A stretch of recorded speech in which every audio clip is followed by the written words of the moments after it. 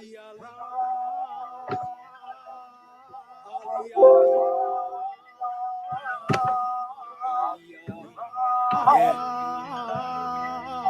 praise the Lord for these lessons. I'm striving to be the message, and I thank the Lord for his blessings. I'll leave us the circle 7. I praise the Lord for these lessons. I'm striving to be the message, and I thank the Lord for his blessings. I'll leave us the circle 7. I praise the Lord for these lessons. I'm striving to be the message, and I thank the Lord for his blessings. I'll leave us the circle 7. I praise the Lord for these lessons. I'm striving to be the message, and I thank the Lord for his blessings. I'll leave us the circle 7. I praise the Lord for these lessons. I'm striving to be the message, and I thank the Lord for his blessings. I'll leave us the circle 7. I praise the Lord for these lessons. I'm striving to be the message, and I thank the Lord for his blessings. I'll leave us the circle 7.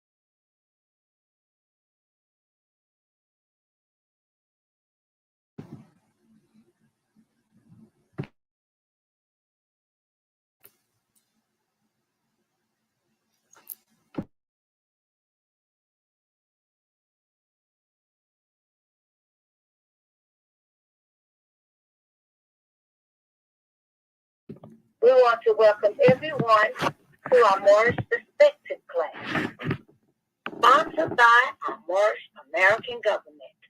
And at this time, we want to call on our National Assistant Grand Sheikh, Dr. Shadu Amenti El Muhajid Shep Suel, to open us up according to law. Are you there, Rodney?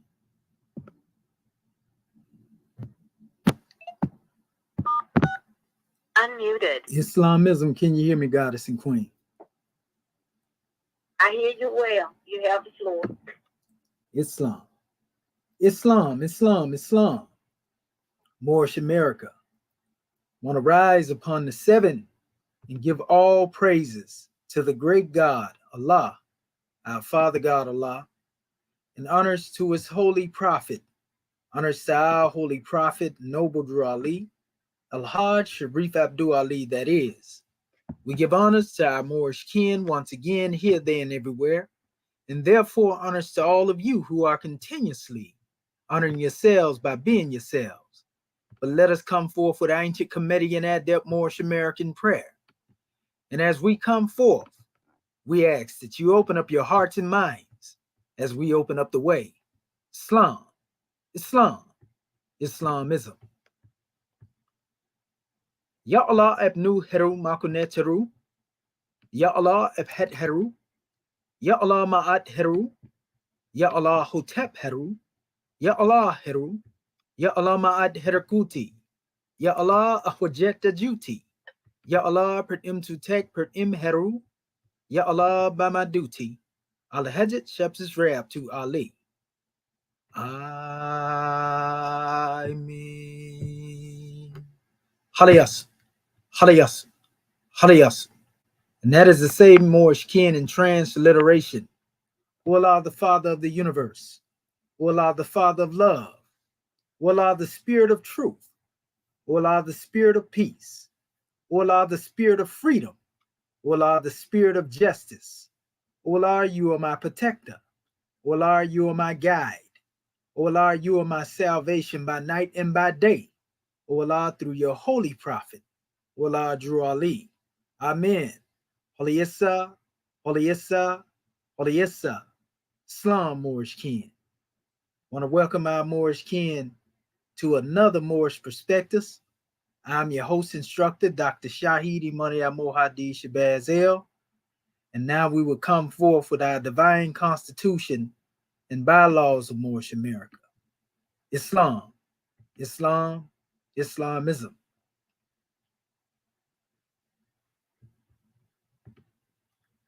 Salvation, our God, unity. 7 supreme constitutional acts of law. Act 1. The Grand Sheikh and the Chairman of Moorish America empowered to make law and enforce laws with the assistance of the Prophet and the Grand Body of Moorish America. The assistant Grand Sheikh is to assist the Grand Sheikh in all affairs, if he lives according to love, truth, peace, freedom, and justice, and it is known before the citizens of Moorish America. The bylaws. Act 2. All meetings are to be open and closed promptly, according to the Circle 7 in love, truth, peace, freedom, and justice. Friday is our holy day of rest, because on a Friday the first man was formed in flesh, and on a Friday the first man departed out of flesh and ascended unto his Father God Allah. For that cause, Friday is the holy day for all Muslims all over the world. Act 3. Love, truth, peace, freedom, and justice must be proclaimed and practiced by all citizens of Moorish America. No citizen is to put in danger or accuse falsely his brother or sister on any occasion at all that may harm his brother or sister, because Allah is love. Act 4. All citizens must preserve these holy and divine laws, and all citizens must obey the laws of the government, because by being a Moorish American, you're part and parcel of the government and must live the life accordingly. Act 5. No organization of Moorish America is to cause any confusion or to overthrow the laws and constitution of the said government, but to obey hereby. Act 6. With us, all citizens must proclaim their nationality, and we are teaching our people their nationality and their divine creed, that they may know that they are part and parcel of this said government, and know that they are not Negroes, colored folks, black people, or Ethiopians, because these names were given to slaves by slave holders in 1779 and lasted until 1865 during the time of slavery. But this is a new era of time now, and all men now must proclaim their free national name to be recognized by the government in which they live in the nations of the earth. This is the reason why Allah, the great God of the universe, ordained noble Drew Ali the prophet to redeem his people from their sinful ways. The Moorish Americans are the descendants of the ancient Moabites, whom inhabited the northwestern and southwestern shores of Africa. Act 7. All citizens must promptly attend their meetings and become a part and a parcel of all uplifting acts of Moorish America. Moorish Americans must pay their dues and keep in line with all necessities of Moorish America, and then you're entitled to the name of faithful. Husband, you must support your wife and children. Wife, you must obey your husband and take care of your children and look after the duties of your household. Sons and daughters must obey father and mother and be industrious and become a part of the uplifting of fallen humanity. All Moorish Americans must keep their hearts and minds pure with love and their bodies clean with water. This divine covenant is from your holy prophet, noble Drew Ali, through the guidance of his Father God Allah. Prophet noble Drew Ali, peace and blessings be upon him, founding father and framer of the divine constitution and bylaws of Moorish America.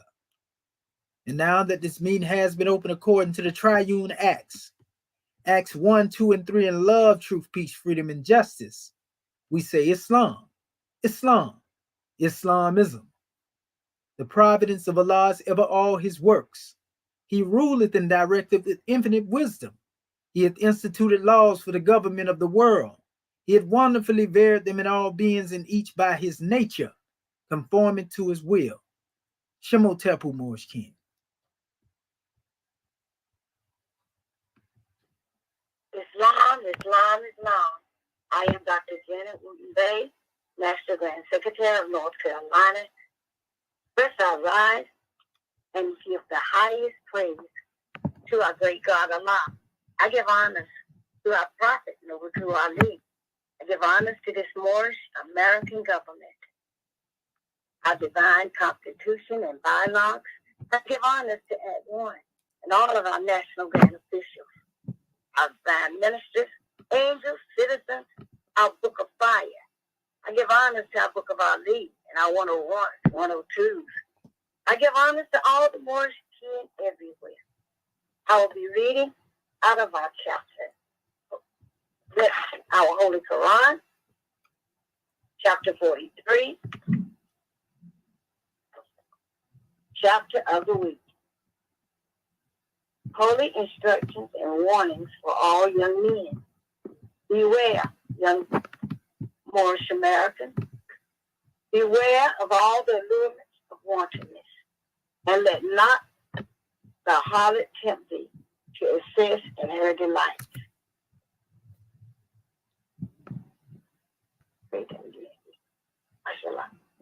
Beware, young man. Beware of all the allurements of wantonness, and let not the harlot tempt thee to assist in her delights. The madness of desire shall defeat its own pursuits.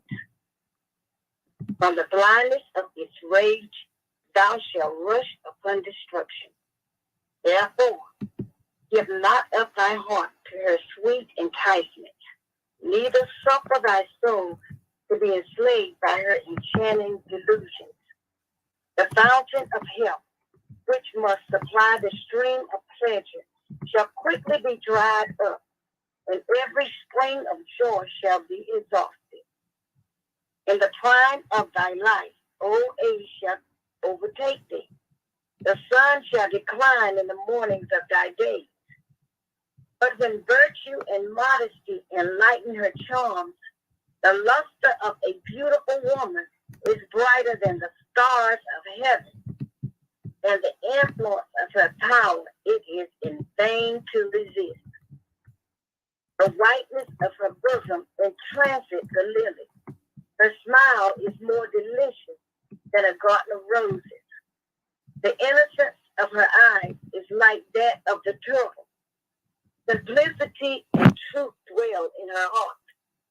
The kisses of her mouth are sweeter than honey.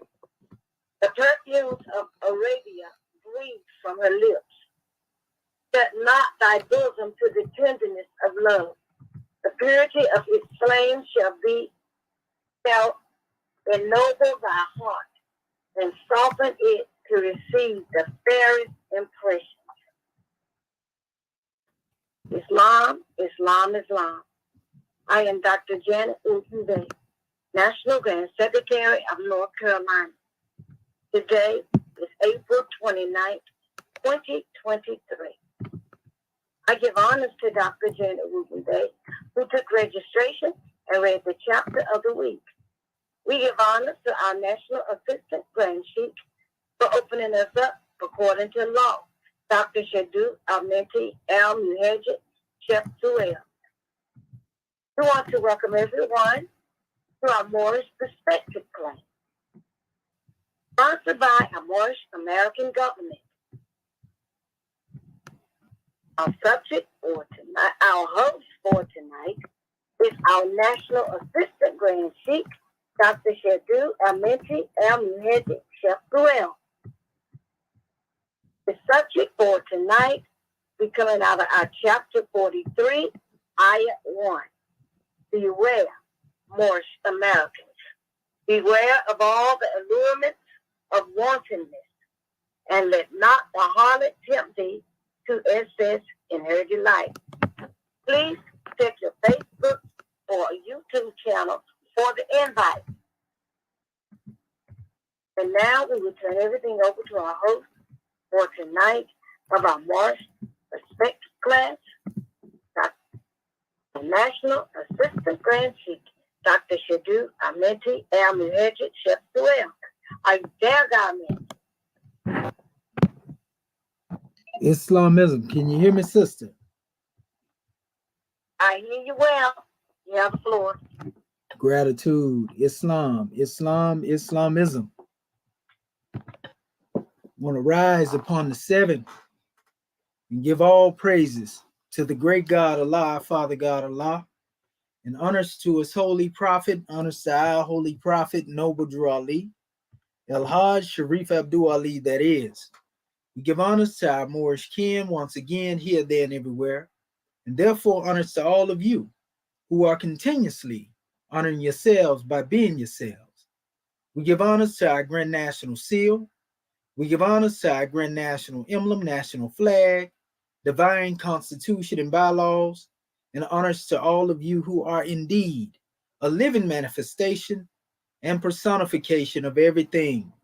And I do mean everything that our holy prophet brought to make us a nation. I want to give honors to all of our Moorish kin that is on the manifest in this new era and time, uplifting fallen humanity. We give honors to all of you who are indeed in the highest of the heights of your divinity when it comes to being elevated in your constitutional nature, because you are part and parcel of your constitutional fold. And this is all in reference to dealing with the self and self-mastery. We have a grand measure to bring forth tonight for our Moorish kin. Indeed, a powerful drawing for our family, and it will be a grand one that will bring some clarity to our Moorish kin. This is a powerful subject matter that we have to bring on the manifest, and there's some grand keys that we have to pay attention to, family.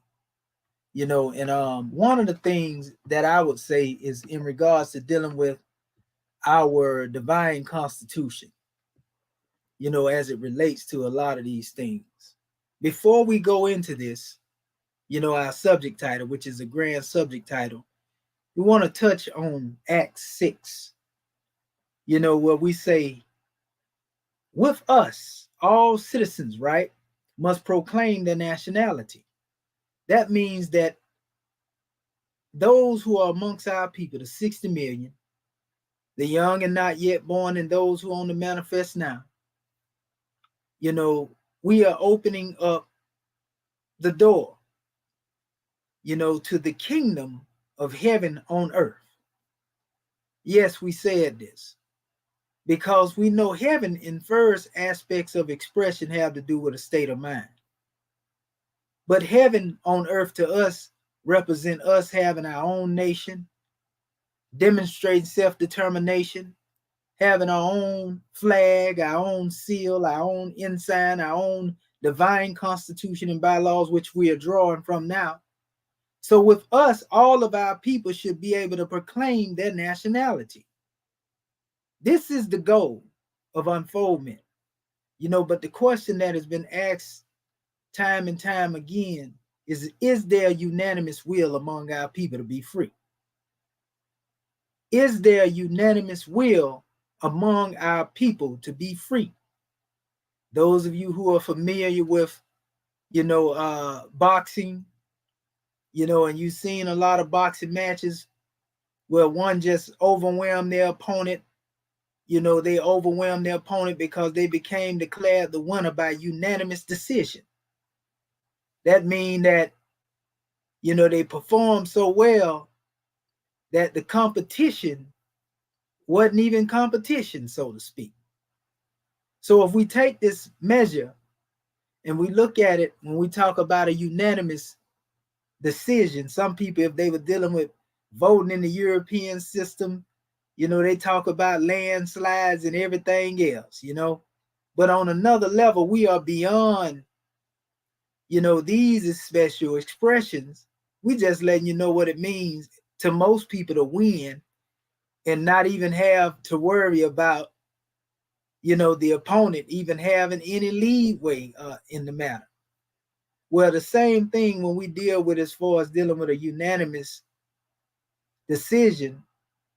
Well, if we have a unanimous will amongst ourselves, that means that we have taken it upon ourselves to be unanimous in our decision, that we are here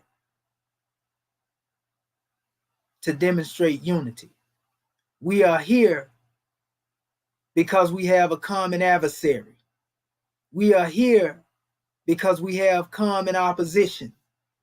And therefore, if we have a unanimous decision to be free, then can't nobody stop us but us.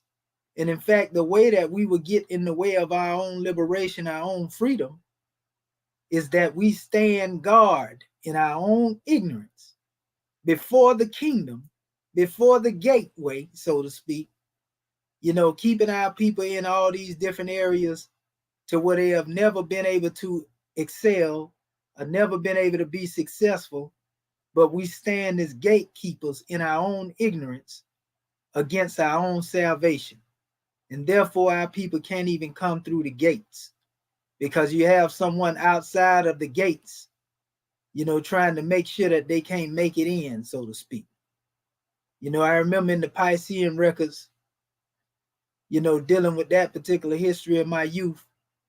I remember my grandmother, she used to love that song, Coming Up on the Rough Side of the Mountain, right? Those, as they call them, the Negro spirituals. And the high point in the song was I'm doing my best to make it in, right? So if you were doing your best to make it in, right, and you got somebody outside of the gates trying to make sure now that you done come all this way now, they're going to make sure that you can't get in. You're going to be kind of upset with these special ones if they standing in the way of your salvation when your goal was to achieve salvation, but they're blocking. You see? So most of our people have truly been doing their best, to liberate themselves with the know-how as far as dealing with the level where they had been along the way. So we don't ridicule our people or look down upon our people, for the things that they did prior to us coming on the manifest, because Prophet Noble Drew Ali said that he forgave our people for everything that they had done prior to his coming. But yet when he arrived, he would be taking away all excuses. You see? To go a little further in the elevation, in fact, anything that occurred prior to the year 2000, we'll go that far. We can say that our people were excused for that. You know why? Because the prophet said, our holy prophet said, not only did he prophesy, if we weren't careful, 50 to 60 years after he gone, we wouldn't know that he was here. From my date of birth in 1979 up until now, goodness gracious. I'll just go to the year 2000. That'd have been 50 years to be exact. You see, 79, all the way back from 1929. So when we get into that special expression, all I can say, Moorish Ken, is that our prophet told us in the year 2000 we were coming to our own. Our own what? Our own government.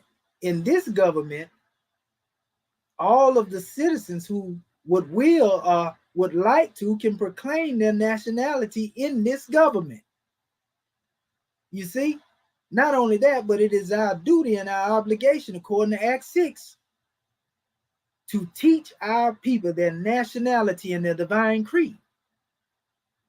This is what Prophet Noble Drew Ali instructed the Moors to do, to teach our people their nationality and their divine creed.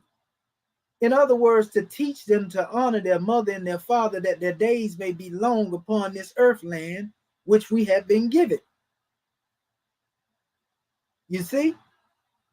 What is your nationality? Your nationality is your title to your vast estate in all actuality, because it ties you to the land. This is where your delegation of authority becomes active at. You see?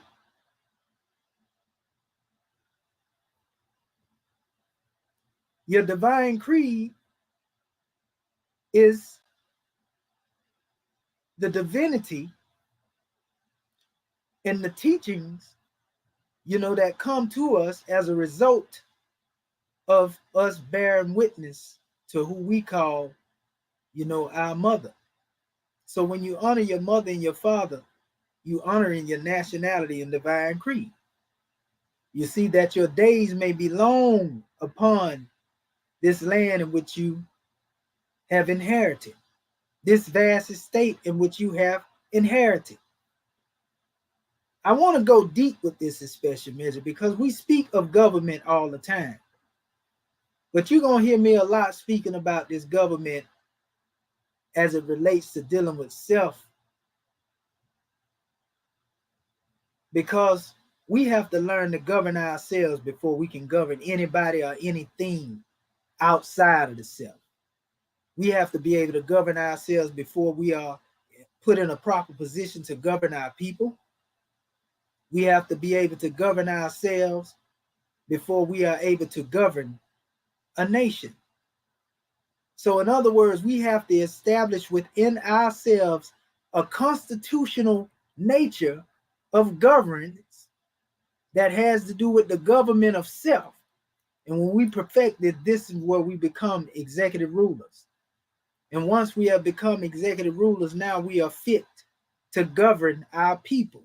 We are fit to become governors of the nation of consisting of people, or citizens, so to speak. So understanding also that our people, once they have been brought into this knowledge, they can become part and parcel of their own government, this government. We're not talking about any government outside of the Moorish American government. And we learn the knowledge that we are not Negroes, colored folks, black people, all of these different names that were given to us. Why? For those who may be offended by when we say this, go back and do your research. The prophet gave us the reason why, because that these were names that were given to slaves by slave holders. He said in 1779, and it lasted until 1865. So this is the reason why we don't accept these titles that have been placed upon us.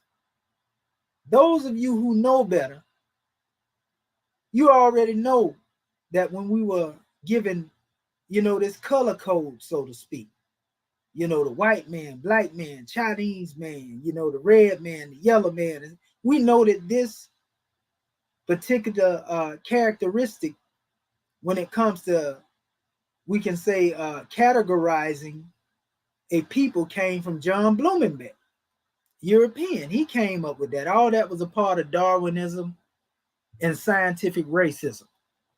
I just gave you the truth of the matter. All you got to do is look it up. So we ended up taking these particular categories, that refer to us in the color code from the European. So having this knowledge, when we go back to what Prophet Noble Drew Ali said, when he said that these names were given to us by slave holders, well, who was John Blumenbach? He existed during the time of slavery. So he had to be the slave holder, slave maker, slave breaker, slave catcher. In all actuality, he was really all of those things. What made him a slave master is that he is able to master your thoughts even in this era and time, and he's been dead hundreds of years, because you are still enslaved to his thought that you are a black man, because he said so. That's right. If that European was the one who created this special terminology, characterizing our people as black people, you know, you got your brown again, your red and your yellow and your white, Caucasoid, Negroid, and all these different all these names that this European gave you. He been gone for hundreds of years, but you believe that this is what you are. You have been mastered. And that's how one became your slave master. Even beyond the grave, he's still ruling you in your thinking. To where you would think it was offensive when somebody tell you black is not your nationality. Negro is not your nationality. Colored is not your nationality. And you will fight against your people tooth and nail, even though you ignorant of what nationality is. You don't even know what nationality is, but you gonna fight to the death. And most of those who have been fighting this are those who have thought that they have become so high in the European education system. They got their master's degree, their bachelor's degree, their associate's degree. Nothing wrong with having this good European education if you're going to bring it back to uplift your nation and help your people. But when you have this information or these accolades and you are using them to become a gatekeeper and become the new slave master over your people, then what good is it for you to have all of this education and information when you are fighting or utilizing this as tools to enslave or re-enslave your people? See, this is what we talking about, that one standing outside of the gate. That one that's trying to keep you from making it in. I want y'all to hear me. I want to make this plain. You see, they come in the form of agent provocateurs. They come in the form of those who will have a fear of Rome. They come in the form of those, who are just eloquent in their own ignorance. They know better, but they don't have the fortitude to stand up and get on the front line for the cause. So they want to they can't beat Rome in their mind, so they're going to join them. So now they want to become a turncoat against you. Now they want to become an agent provocateur. They want to become one who is a mercenary of somebody else's army infiltrating your ranks to overthrow your leadership, to overthrow you, possibly even take you off the count. Oh, we're going to give it to you tonight, because we want y'all to understand when we go into this subject title that we're going into what we're really talking about here. See, many of our people, when they heard the title, they probably thought that we was getting ready to bash, the feminine gender, to bash a woman or something. But that's not what we teach here. You see? So we're going to give you the essence of who this harlot is. And it ain't got nothing to do with the feminine gender, outside of the symbology, that is going to be brought up in a few minutes. So nevertheless, if these names, Negro, black, colored folks, and all this stuff here, black people, Ethiopian thought pattern, all this stuff would be on the manifest, and they were given by the slaveholders. There's no one now that is really holding you into slavery unless you are a slave mentally, unless you are suffering from what Prophet Noble Drew Ali called mental slavery. So if you are suffering from mental slavery, then whose fault is that? You can't blame that on nobody outside. Well, you can't blame it on nobody outside of yourself. It's because you choose to allow yourself to be somebody else's property. You choose to allow yourself to be run amok, led astray. You choose to allow somebody else to dictate your actions, the way that you live, the way that you move, the way that you go. This is what you are choosing to do. Nobody is outside of you, making you do anything. You see? So the slave holder actually exists right up here, above your neck. You see? This is not the time of slavery right now. This is 2023, family. So, that's why it went on to say, but this is a new era of time now. That's what Prophet Noble Drew Ali told the Moors. A new era of time called for new ways of thinking, new ways of doing things, new means of progress, and so forth and so on. If this is a new era in time, you wouldn't be doing the same things that you have already done and expecting different results. Not if you have a new way of thinking. The kingdom of heaven is but the change of one's mind. That new Jerusalem that it talks about in the book of Revelation, when it say, I beheld, a new city coming out of the heavens. The heavens is above your neck. This is your mind. This is a state of consciousness. So when you change your mind and come up out of that hellacious condition, that bottomless pit of the insufficiency of human knowledge, when you come up out of that and rise into God consciousness, this is that new heaven, that new Jerusalem. What does the word Jerusalem mean? It means that which is founded in peace. So your peace of mind, family, is where you find heaven on earth. You see? When you have a peace of mind, and man, we can honestly speak and say our people haven't had a peace of mind for over 400 to 500 and some odd years. All of our lives, from generation to generation, we have been fighting for liberation ever since we've been on these shores. Every generation has spent more time fighting to be successful, fighting to be accepted, fighting, to come up out of the conditions, fighting. We have not had a peace of mind. So much so it is embedded in our DNA to where either some people have the fight or flight mode, or some of our people have the hopeless mode. They have less hope today than they had yesterday. You see? So this new kingdom, again, is a new state of mind. This is that kingdom of Jerusalem, that kingdom of peace. See, we're going to make these things applicable and take it outside of the spookism of you thinking that some city is going to come down out of the clouds. Because that's not the case. See, we ain't over here to browbeat you across the head with religion. But we will give you the principles, and bring things into a practicality of our reality. Because Prophet Noble Drew Ali told the Moors, don't throw away your Bible, because we're going to use it to condemn the European. And he was talking about that European thought pattern that our people have.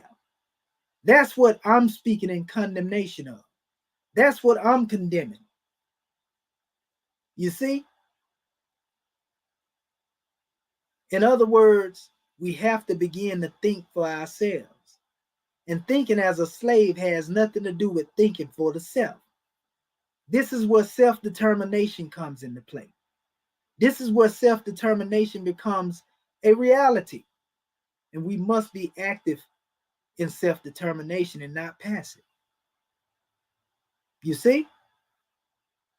So, going on through this Act 6, we were also told that not only is this a new era in time now, but all men now must proclaim their free national name to be recognized by the government in which they live. You know good and well, under that other demonstration that you thought was your government, that ain't living.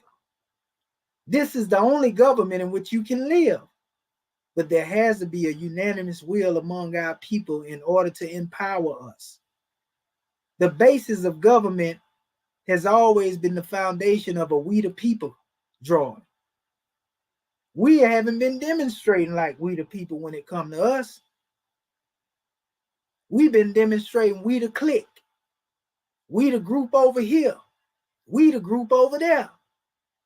You see, we this social club over here, we this church over here, we this mosque over here, we this synagogue over there. But we haven't come to a conclusive reality of what we call we as a people. Everybody got it. They just didn't include us in it. You see? So, we understand that this is the reason, which the great God Allah ordained Prophet Noble Drew Ali to lay a foundation for us, to teach us. Redemption brings remedy, family. Where there is no redemption, there will be no remedy for our condition. And the remedy for our condition is exactly what Prophet Noble Drew Ali brought us and what he taught us. He didn't bring us this teaching to just be a lawfully chartered organization, a religious organization, a social club. He didn't bring us these teachings for that purpose. He brought these teachings so that we become a nation. That's why he said, I'm going to lead a European here long enough to teach you Moors how to run a government. So that speaks as to his intent. So if that was his last thought and final thought and intent, then we should be picking up where he left off at, right? We should be trying to carry out what he intended, right?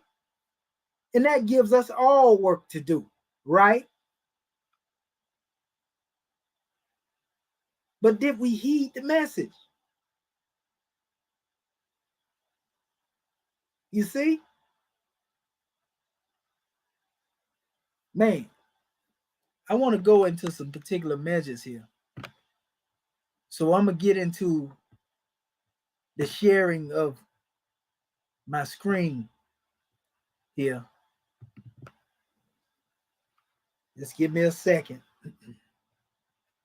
I'm going to get into the sharing of my screen.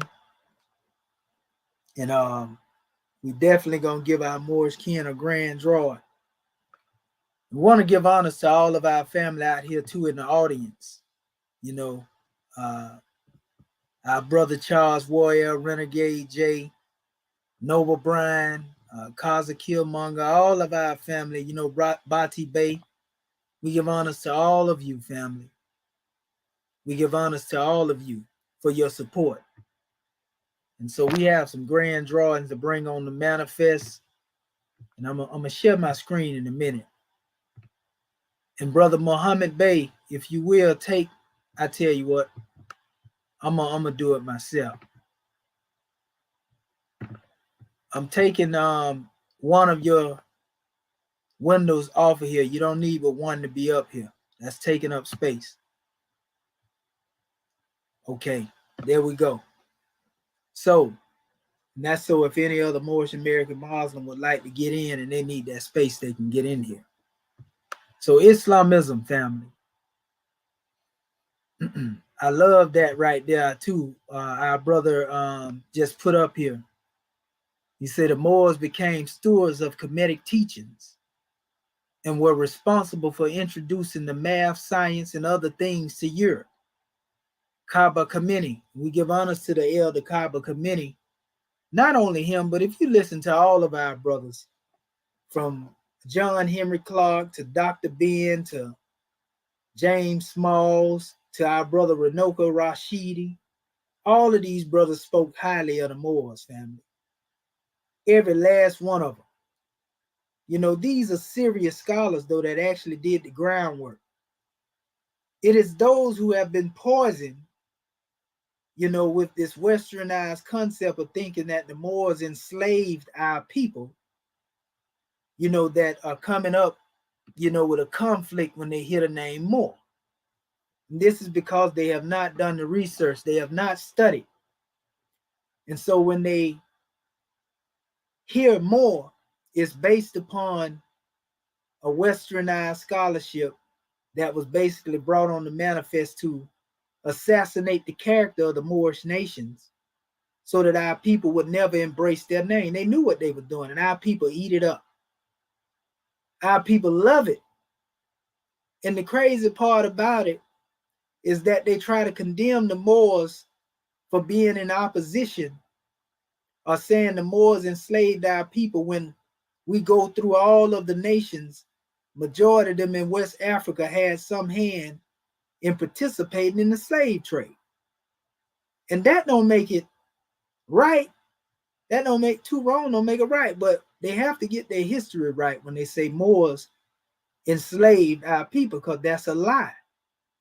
It was the Mauritanians that were enslaved by the Moroccans. We got to keep saying this over and over again. And they are still being enslaved right now. You see, this ain't stuff that we make up. Matter of fact, I'm going to do this as I open this measure up. And I want y'all to know now, the name, of the Moors attaches us to the land. You have to know that. Our subject title tonight is dealing with holy instructions and warning for all young Moorish American nationals. I substituted man with the breakdown and through an acronymic expression of Moorish American National, M.A.N, so that our family can get some insight. And it says, beware, young Moorish American nationals, beware of all the allurements and wantonness, and let not the harlot tempt thee to excess in her delight. Wantonness is what caused our people to be deviating from liberation, because they want everything except their own freedom. They want a big house. They want a big car. They want a whole lot of money. And they are all not realizing that there's a harlot tempting them in excess of her delights. Not even what they want, but in other words, the harlot has become the bait because of her allurements, the things that look good and pleasant to the eye. See, this is the real harlot. It has nothing to do with a woman. You see, we know that this is being compared to a woman of promiscuity. So a woman that is in a high state of consciousness, she wouldn't even be offended by, that. You see? Because she is a queen. She is a goddess. But when you talk about a woman of promiscuity, well, she's selling herself short, just like you have men that do the same thing. So it's really not limited to a female. It can be a man too, and most of them have a pimp in certain cases, right? Well, who is the one that's pimping the harlot? Who is the one that put this desire out here and they're trying to sell it to you as a pleasure? Ask yourself that question. And we're talking about dealing with everything it is you see around you. They'll sell you paperwork, tell you can squat on somebody's land. They'll sell you all type of scam and conning going on out here with people trying to act like they're Moorish American, but they're demonstrating something else. That's that harlotry in behavior that we're talking about, family. See, I told you this thing go deeper. But it takes a harlot to teach a harlot to be a harlot. Just as like it's in us to be Moorish American nationals or Muslims, it's in the nature of a harlot to be a harlot. But somebody had to teach the harlot harlotry. And these are the people that are standing before the gates, right? You doing your best to make it in. You doing your best to come into a higher state of consciousness or come into a nation, build a nation, but they right there, they ain't gonna let you do it. Every time you get there, they short stop you. If you notice in most of our cities now, if you go to any event, it can be a football game, basketball game. You got people out there, they might be trying to hustle tickets for a lower price. Here, I got 5, 6, 7, 8, 9 tickets for you to get there. Now, sometimes that ticket may be good. It can be a bad ticket, whatever the case may be. But of surety, you know, if you go to the gate where you got a ticket, that's going to seat you exactly where you might want to be. And that's what it is. You taking a chance if you take a ticket from somebody prior to getting there to that particular booth. And this is the same thing when it comes to coming into your Moorish American nation. You have people that are trying to shortstop you on your way into your Moorish American government. And then we ended up taking, you know, the blame, so to speak. Prophet Noble Drew Ali catch all the slack and the flack, so to speak, for what these dirty Moors have been doing. You know, but there's a statement in the teachings of Prophet Noble Drew Ali where he said, "Woe unto those who scatter my flock." So I want to apologize to our people out there who have been deceived, who have been misled, who have been misguided, you know, and taught, you know, all of this nonsense, you know, about this paperwork and the UCCs and sovereign citizen. We do not demonstrate that type of ideology in the Moorish American government. And anybody that are claiming that they are part of M.A.N and they teaching y'all that, they are liars. I want to tell you this. You're hearing it from Act 1. You're hearing it from the officials, the executive rulers right now. They are liars if they say that they are part of the Moorish American government and they demonstrating sovereign citizenship. There is no such thing as individual sovereignty. So we're exposing the liars in all of their harlotry. Oh, I told you, we're going to make it plain. See, these are holy instructions and warnings for all young Moorish American nationals.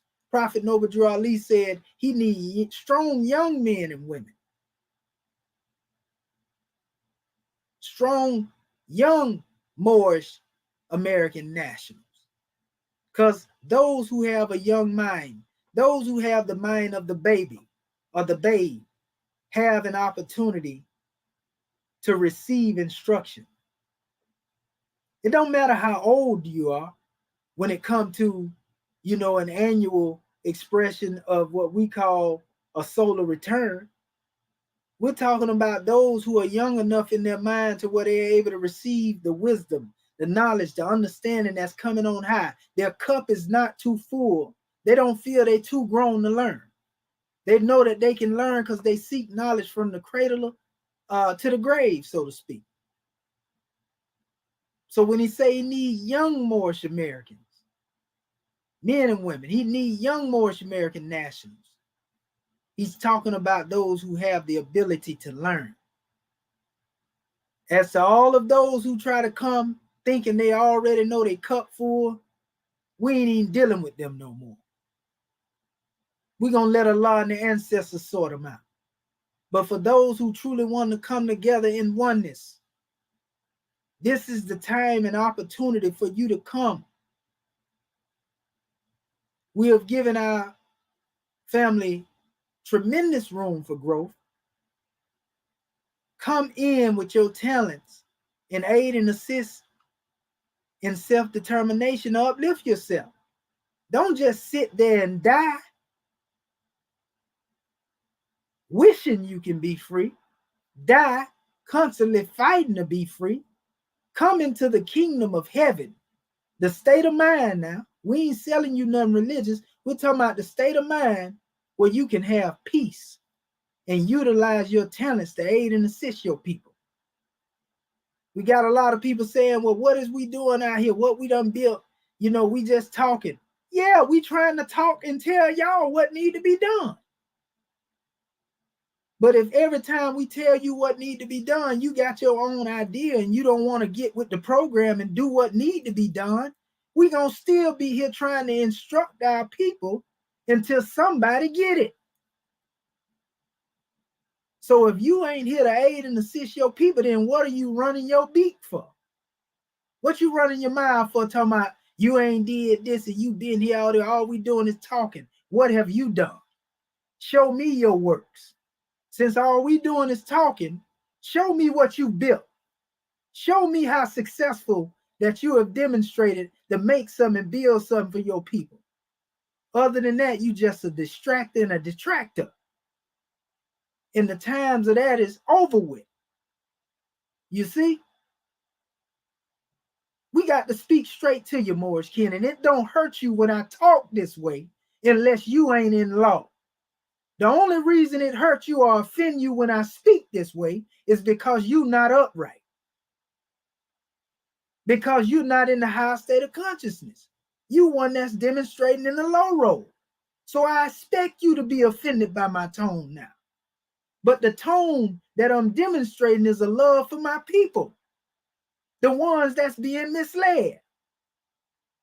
I'm the voice of the hopeless right now. That's who I'm speaking for. And I know what I'm saying don't offend them. They've been looking for somebody to come and tell you what I'm telling you now. If you've been out of line and you've been out of law. So anybody that feel offended by me telling my people the truth, and they want to chop it up to the tone that's being demonstrated and make it seem like there's some form of hatred or opposition coming, beware of the harlot, family.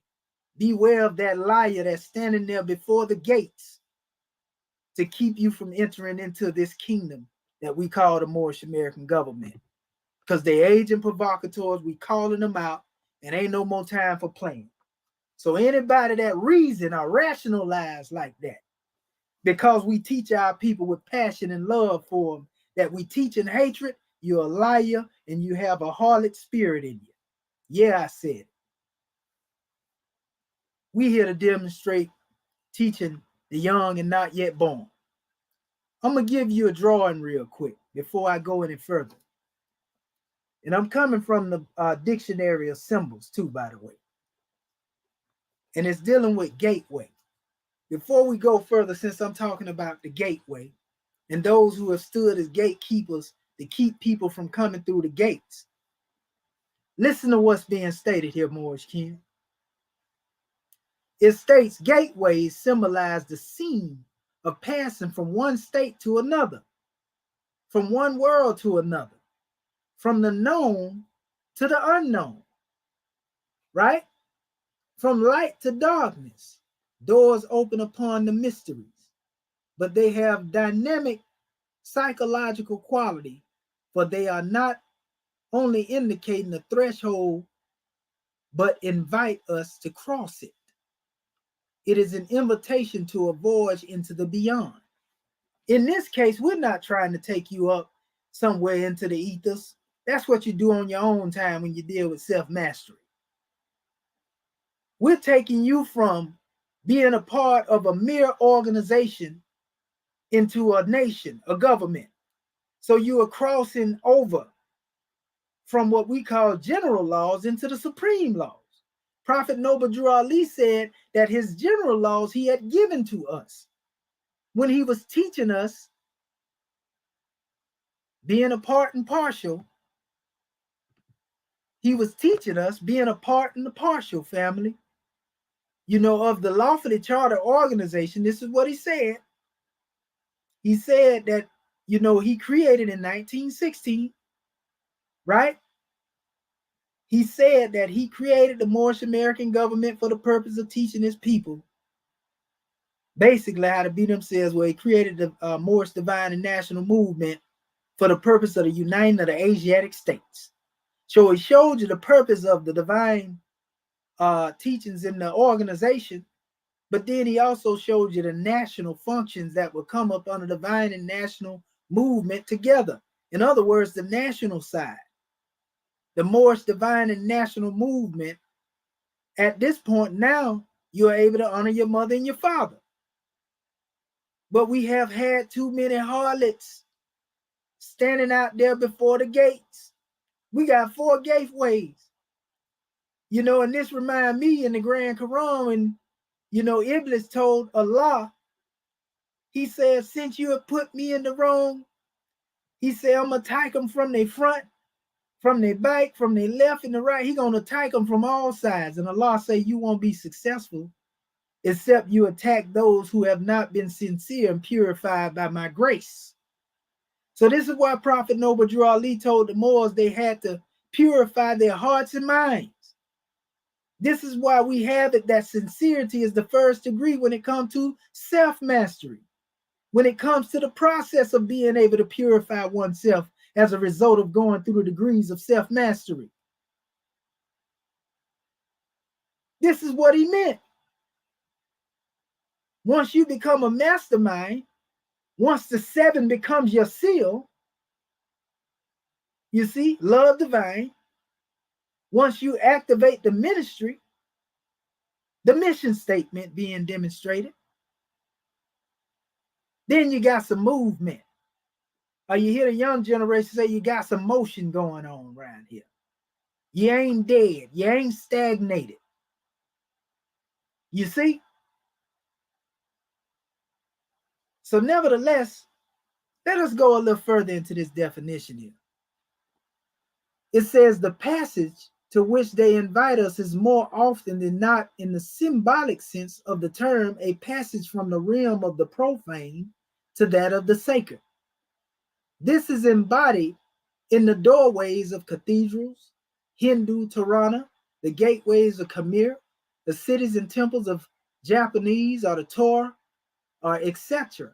The gates of Chinese cities were set at the 4 points of the compass, just like our circle 7 when we deal with the gates, right? It says through them, evil influences were expelled. So when you're dealing with one that is in their God consciousness, we expel them evil influences. If we come through the gateway, out of each 4 one of them, we catch that harlot standing out there, we're going to run them away. Get away from this sacred place. And we ain't talking about no women now.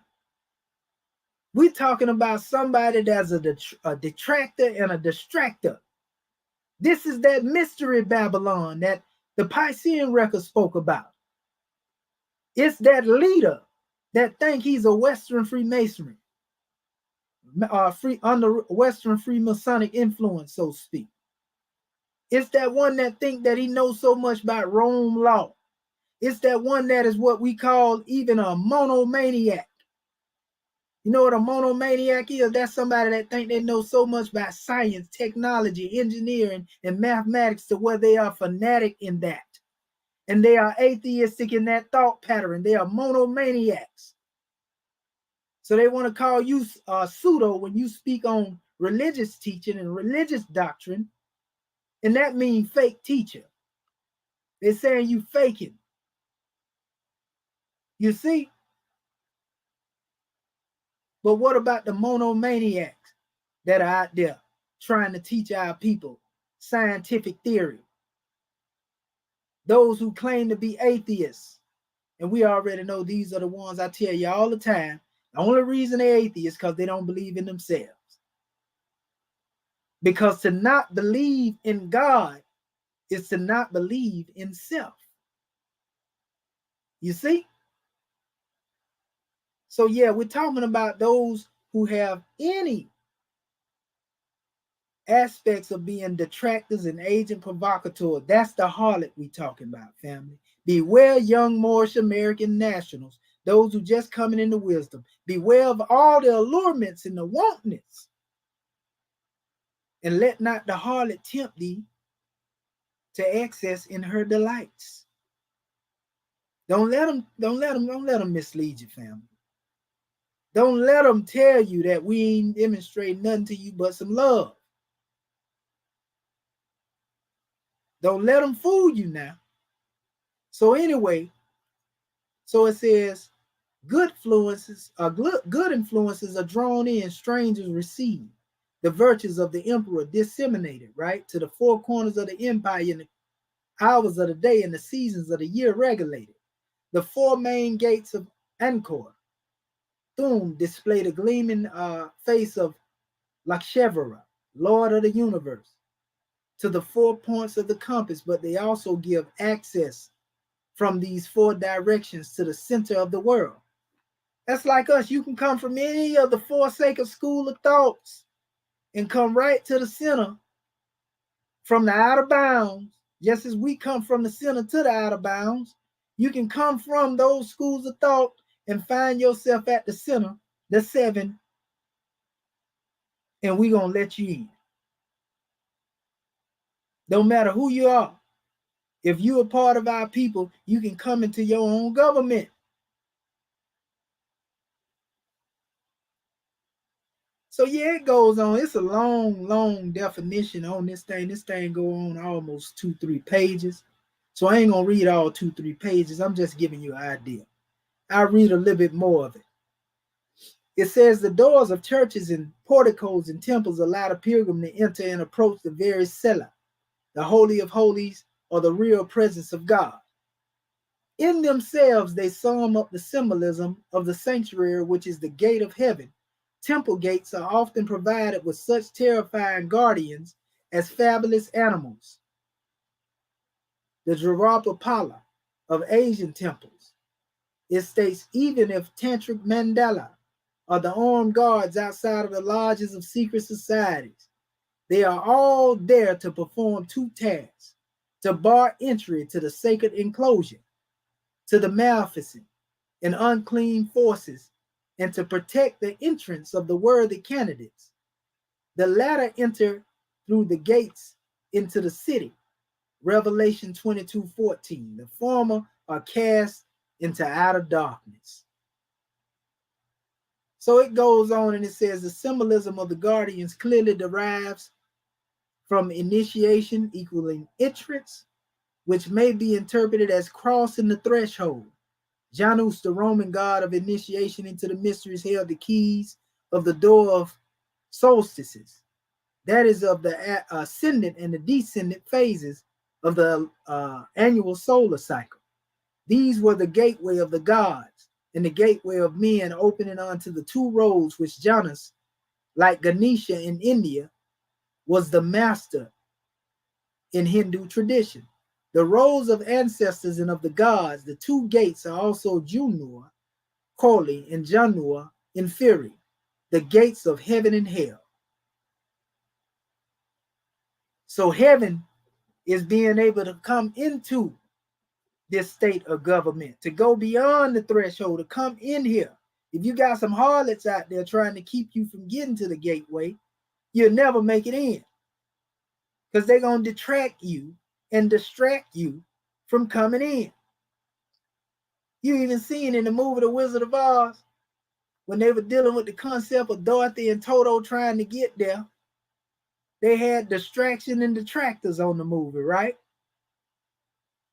This is the same type of demonstration, even though they depicted that in a movie. When you actually get into dealing with what's going on now, the greatest way that our people have been enslaved is by being distracted and detracted. And this is what we call basically the agents or the dupes of mental slavery. This is where your own slave, make a slave, break a slave, catch a slave holder is your own mind. You can't keep the thought. You can't hold the thought of liberation more than 10 days before you're ready to go somewhere else and start something else up.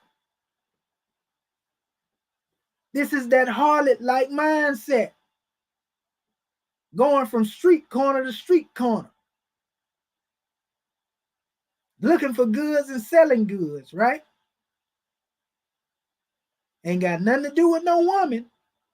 It has everything to do with the distractors and the detractors that have stood before the gateway of guiding our people into this expansion.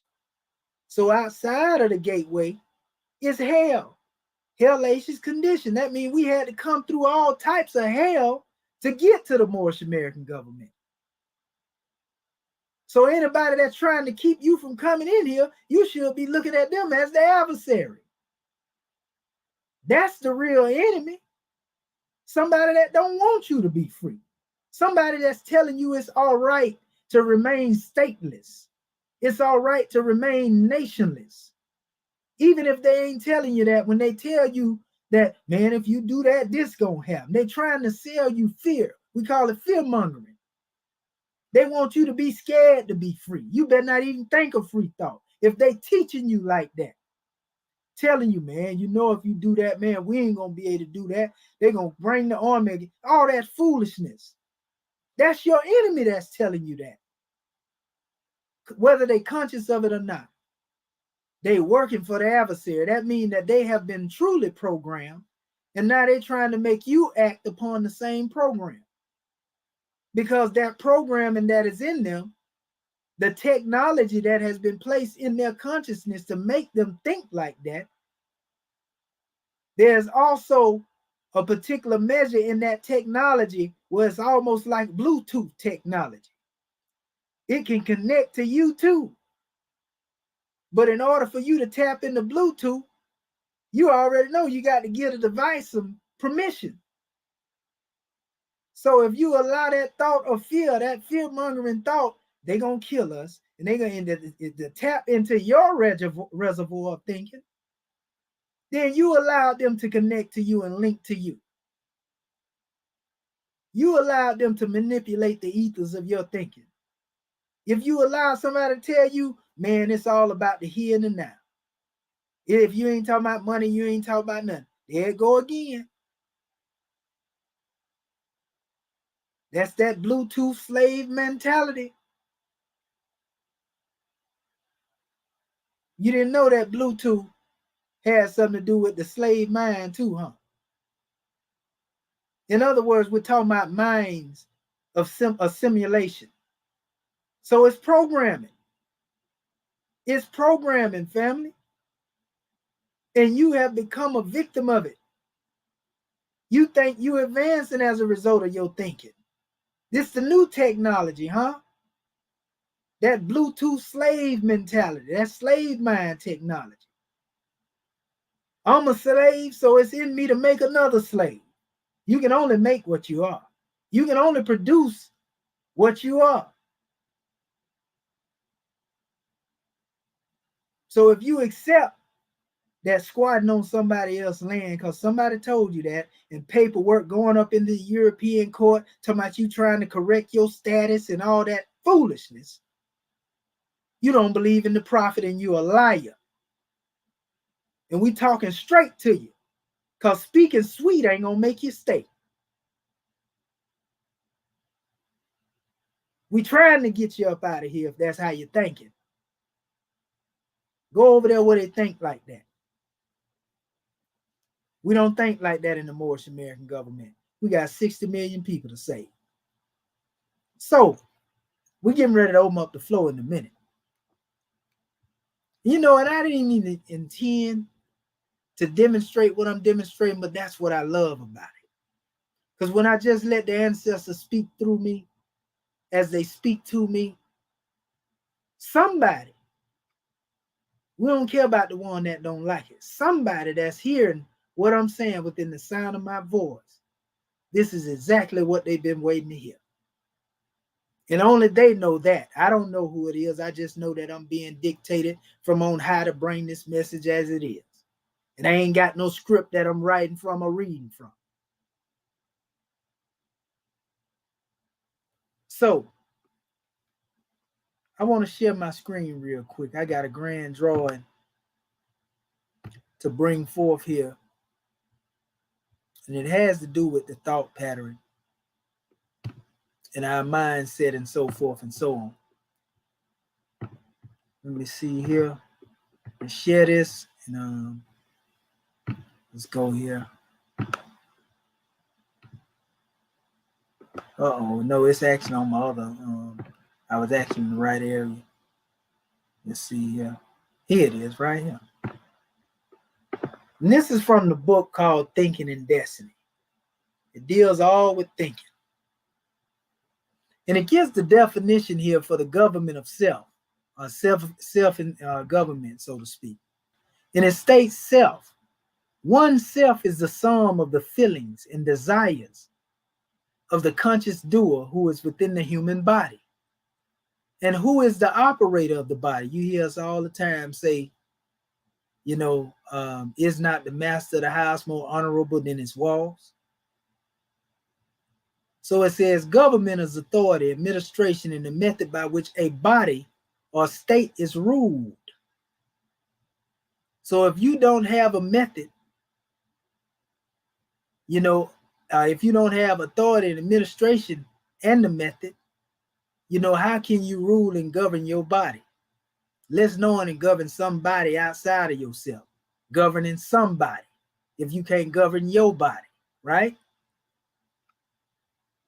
Self-government means that one's feelings and desires, which are or may be inclined through preferences, prejudices, or passions to disrupt the body, will be restrained and guided and governed by one's own better feelings and desires, which think and act with rightness and reason as the standards of authority from within, instead of being controlled by the likes and dislikes concerning the objects of senses, which are the authorities from outside of the body.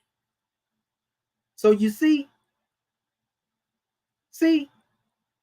so when you get into the aspects of self-government, you're able to transcend those things that have to do with the influences that come from outside the body. Those who outside the gates, that harlot, that's outside. Harlot ain't finna let nobody come up in there talking about the government ain't finna let nobody come up in here with that harlot mentality, talking about overthrowing their Moorish kin.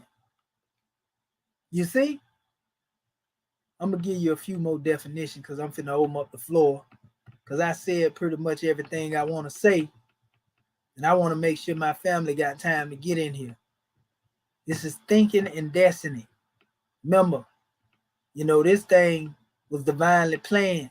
We're not moving in a direction that is uncertain or unknown.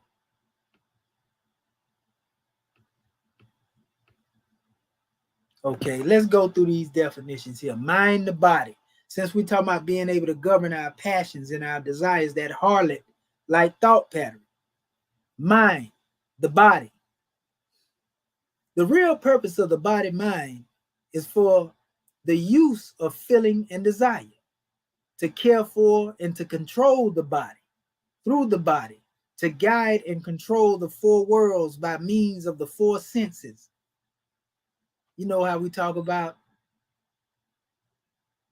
what we call justice, mercy, love, and right? Yeah.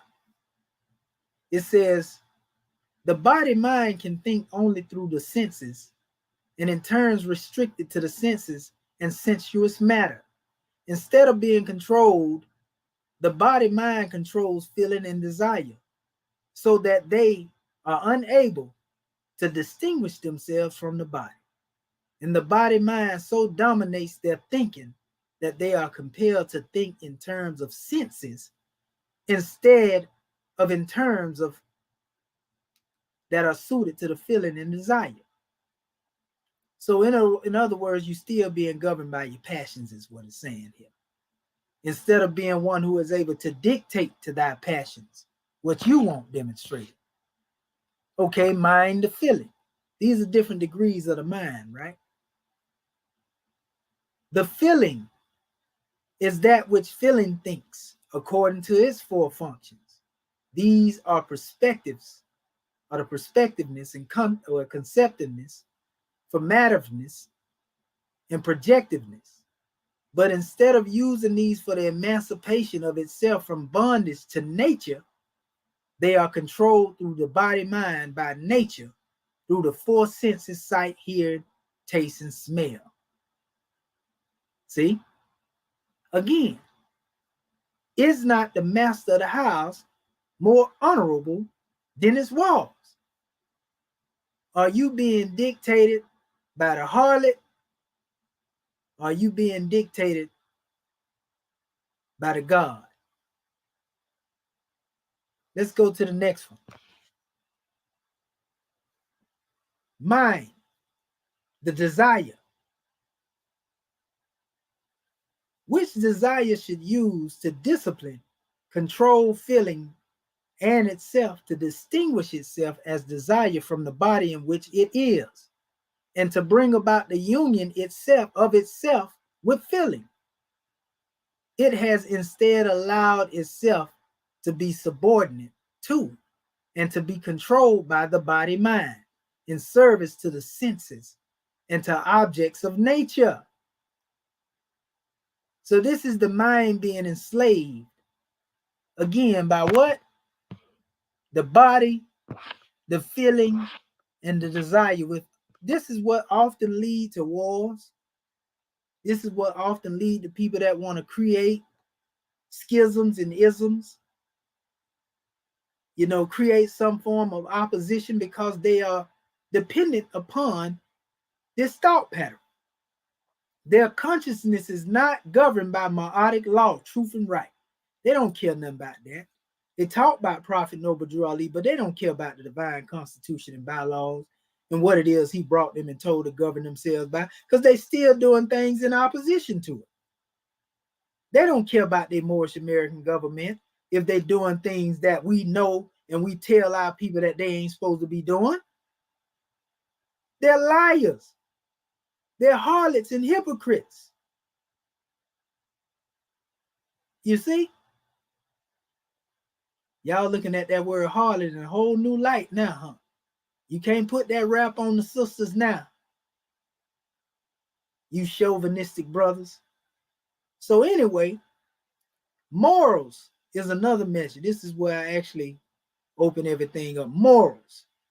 Morals are determined to the degree that one's feelings and desires are guarded by the soundless voice of conscience in the heart concerning what not to do, and by sound judgment of reason as to what to do. So when you hear me say our prophet say he's going to lead a European here long enough to teach the Moors how to run a government, this is because if we're listening to him speak from on high, we know wisdom speak from out of the highest plane of spirit life. Ali is the most exalted. He the most high amongst us. He's speaking from the plane of soul because he's working from the plane of soul. That silent voice of Allah that speaks from within, that allows us to hear without our passions. We are able to learn what to do and what not to do. That good European education is to learn what we've been through our experience, how we was treated. That you don't do it like that ain't how you treat somebody. So you learn what not to do. And your voice, if you got a voice of divinity, it's going to tell you now, once you get on top, you don't demonstrate like that. You demonstrate the love. You see? So it says, then notwithstanding the allurements of the senses, one's conduct will be straightforward and right with respect to oneself and with consideration for others. One's morals will be the background of one's mental attitude. You see, and our mental attitude should be, ma'atic, truth and right, balance. So, this is my special drawing, family. We feel that there's a need to actually teach our people to be governors of ourselves before we can govern anything outside of the self. It's time to go back to the basics, because many of our people want to be teachers. They want to be rulers. They want to be leaders. They want to be adepts. They want to hold the title without being able to govern the station. And the only way that you can do this is by going within the self. That way you can't get mad at nobody else. You got to hear and obey the high dictates of your God consciousness. And once you can do that, now you fit to be able to govern a people.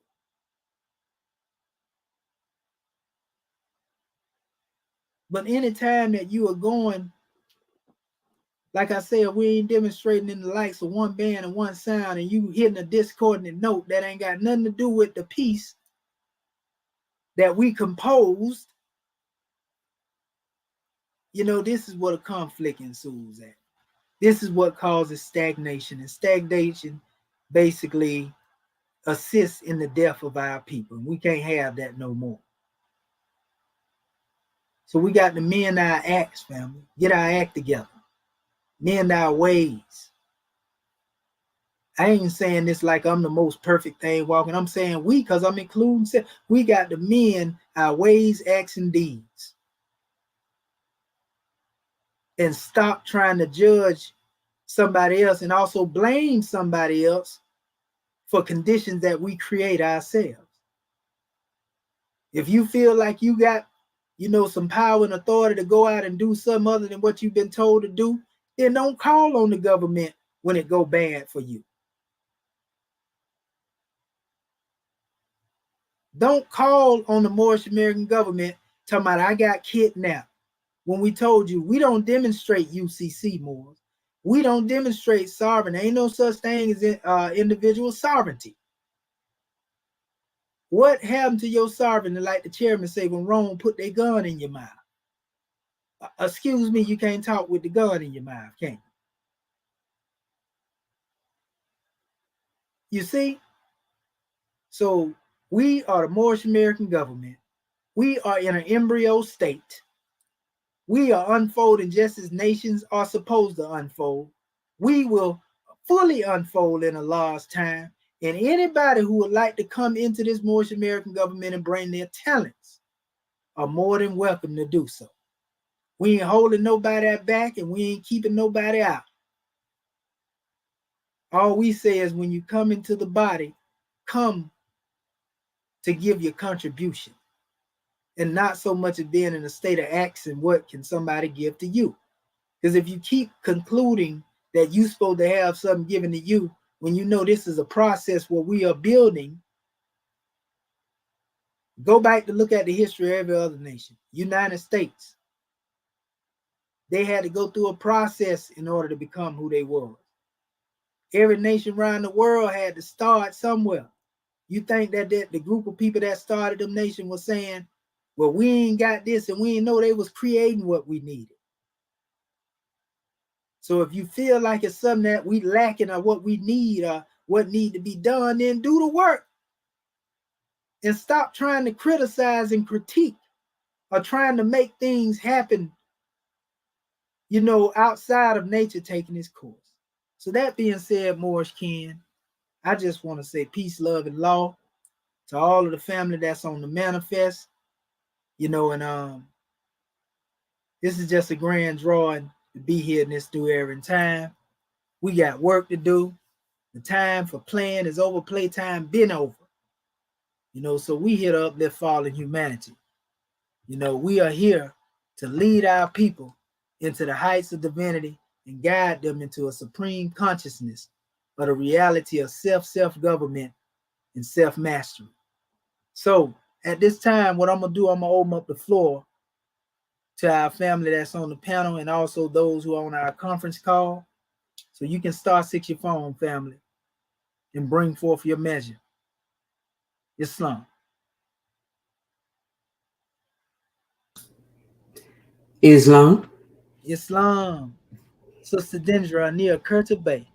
I know you getting ready to tell them, come out of them, my people. Islam. That's right. Come out.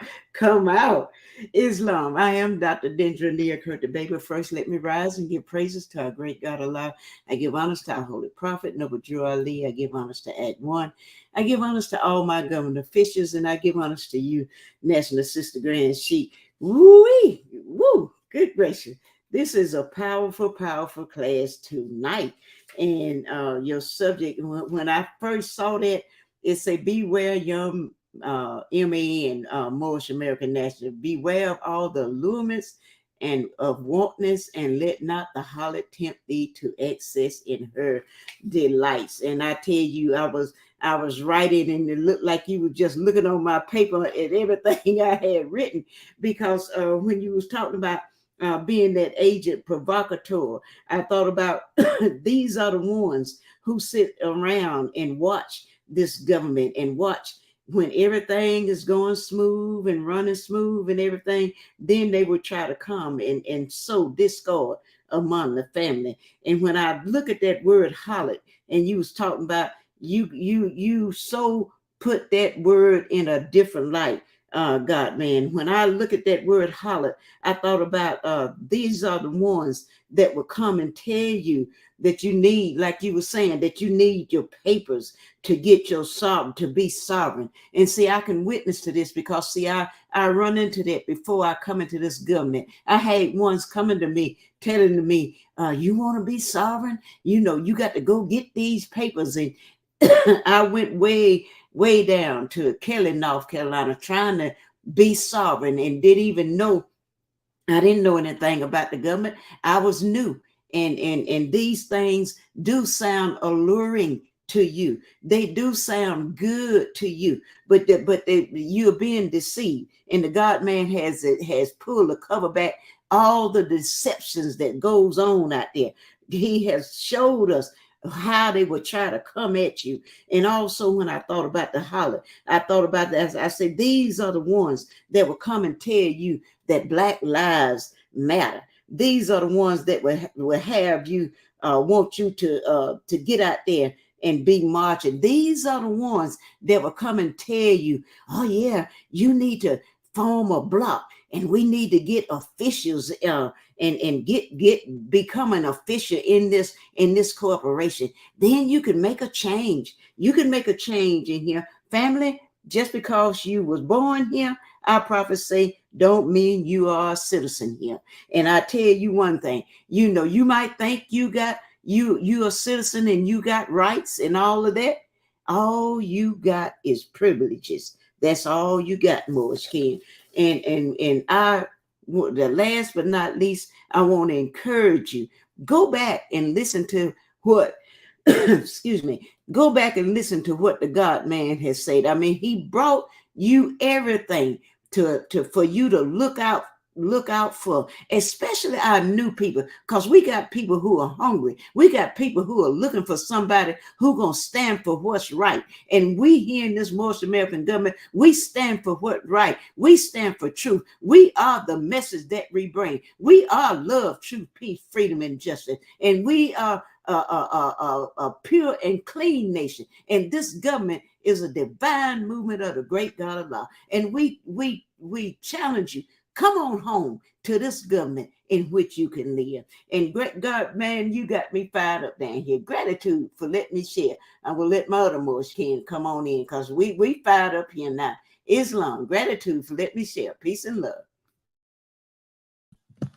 And gratitude and peace and love for the sharing, goddess and queen. Islamism without the schism. All right. Islam, brother. Islam. Yeah, Islamism. Islam, Dr. Larry Daniels. Islam. Top Carolina Costa agent. First I rise and give praise and glory to Allah, the most merciful. And I give high honor to his holy and divine prophet, El-Hajj Sharif Abdul Ali, the last prophet in this new era of time. And I give honor to Act 1 of our divine constitution. And I honor you, God, man, to open up the way for us more. Great class, as always. This is the Grand Sheep. And I honor all my boys and online. Peace and blessings. Peace and love. Well, you know, brother, boys, one thing that I can base everything on, is the love that the prophet has given us. You know, showed us how to love, how to recognize love, and understand when one is, while you were speaking, I thought about that king, that wise king that used the power of love to recognize, which woman was telling the truth when he said, when both women claimed the baby, and he said, I tell you what, I just cut it in half and give both of you a piece of the baby. And one lady, the lady that loved, that she said, just take it. No, she can have the baby. You know what I'm saying? And that was that love. See, that king was wise, and he recognized love. So that's why the prophet tell us to learn how to love, not only learn how to love, but to become love. And then we recognize all falsehood, And then the prophet said, take it, that's when you're free. You know what I mean? Because the prophet said, take what I give you. You know, that love, truth, peace, freedom, and justice. And free yourself, boy. You know, and it's just so beautiful that we have learned how to love unconditionally. And it's not about money. It's not about material things. You know, it's not about none of that. It's about coming back into yourself so we can rise up out of this demonstration. We didn't come here to stay and all this. This is a low vibration. So the Moors got to get a high vibration, you know, with that love out front in order to unify. Because like the prophet say, our unity is our strength, you know, and we unifying right here, you know, in the sacred grove up under our government, you know. So when we understand that and we keep our eyes on everything that the prophet is giving us, oh man, you know, nothing can deceive the God man, because he judged everything by love. You know, he can see right through anything. You know, I'm just saying, it's a process because we're lifting ourselves up. But at least we got someplace to go now, and it's not downward, but upward. Islam, great class, brother. Peace and blessings. Islam, and gratitude to the measure, brother. Peace and blessings indeed. Allah is leading on and victory is sure. All right. Islam, is there any other more who would like to come forth and exercise their fire? The floor is still open. We got plenty of time.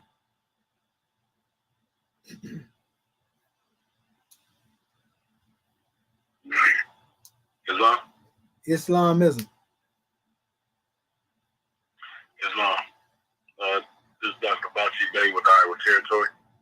I'd like to rise and give all man praise to Allah, honor to the Prophet, honor to the credit government and Royal Council, our Royal Council fund money.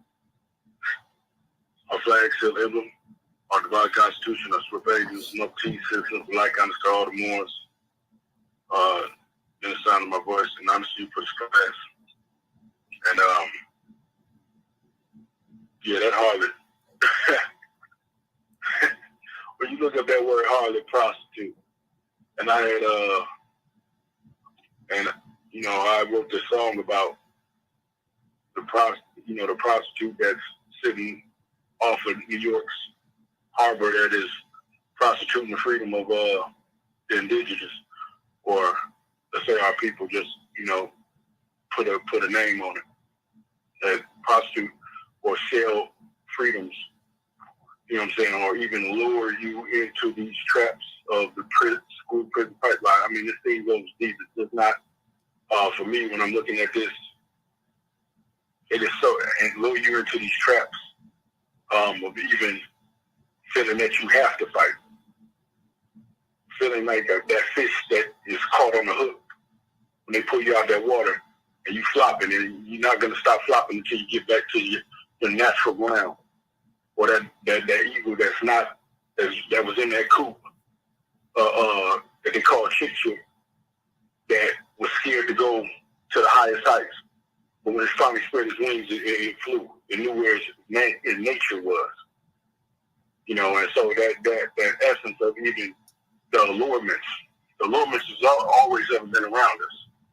You know what I'm saying? Especially when we're talking about seeking freedom for ourselves.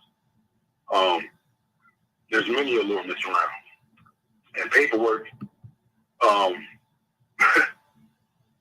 is not going to get you free. What it is that unity is show of action is what's going to get you free.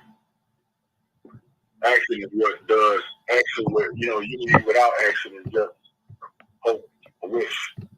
You know what I'm saying? Of that nature. So there has to be action behind what we're doing it, just because one is maybe on the outside looking in, or even from the inside, and maybe not feeling anything. That's not necessarily true. That nothing's going on. So it's on the mindset, and sometimes the mindset you may get wrapped up in the allurements of the harlot.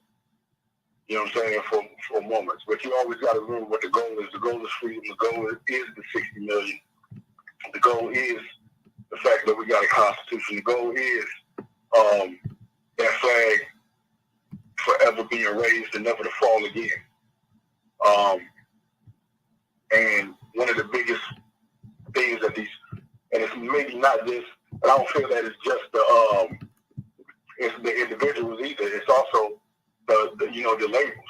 Because a lot of times, even when you're looking at when you said something, spoke to the evidence of, or spoke to something about sovereign citizens, that's the dumbest phrase that they'll try to put on people that have some understanding that their condition is messed up. They'll put that phrase on us. You know what I'm saying? Though they know that they know what we're doing. They know what you're trying to do, but they'll say, hey, you're doing that sovereign citizen because you see that what they're trying to push is wrong. But you can't be a sovereign citizen because the sovereign is a supreme ruler and a citizen is subject to the rule of the sovereign. That means that if you're a subject, that means you're not in your proper person. You know what I'm saying? You're not in your proper status. You're not appropriate personam sum juris. You're not just soleil, just sanguinis. You're not those things. And if you aren't those things, that means you are a slave. And as being a slave and having the slave mind, that's the harlot can put anything before your face. And you fall for it, you run to it.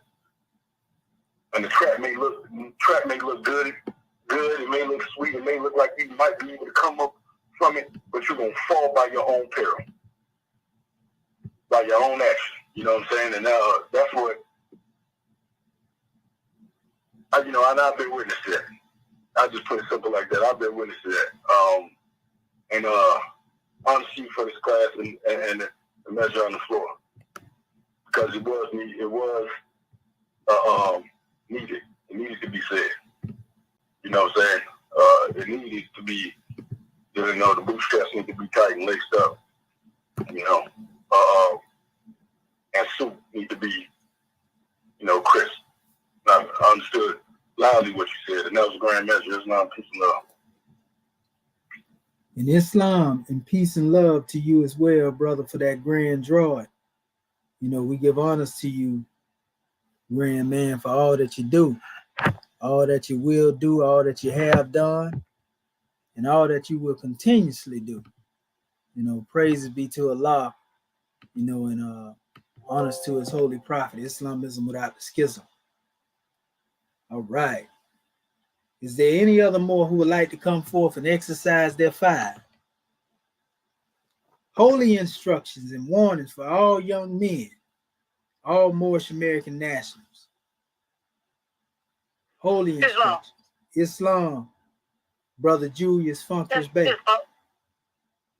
Let's rise. Let me introduce myself. I'm Divine Mr. Julius Funkers Bay, out of Maryland Council for the Moorish American government. Grand measure, grand demonstration.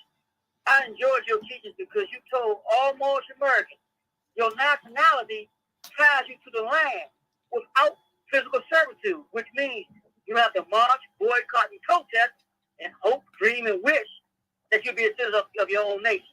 You are the government, and you are that love, you are that truth, that peace, and freedom, and these are the principles that you will live by. Govern yourself. So there's no need for physical servitude, marching and boycotting and praying and hoping and dreaming that one day you might be. No. Linking yourself. Come to your own government out of love, out of truth, and out of peace, out of freedom and justice. Grand measure, grand demonstration.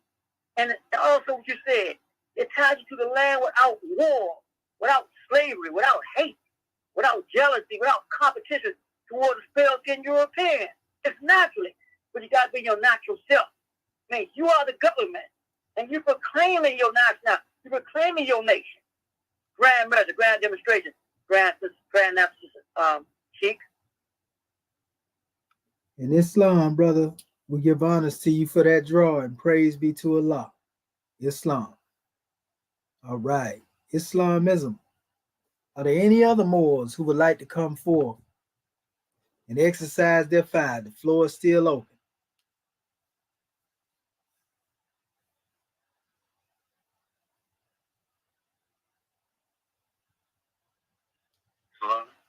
Islam, brother Jehudi.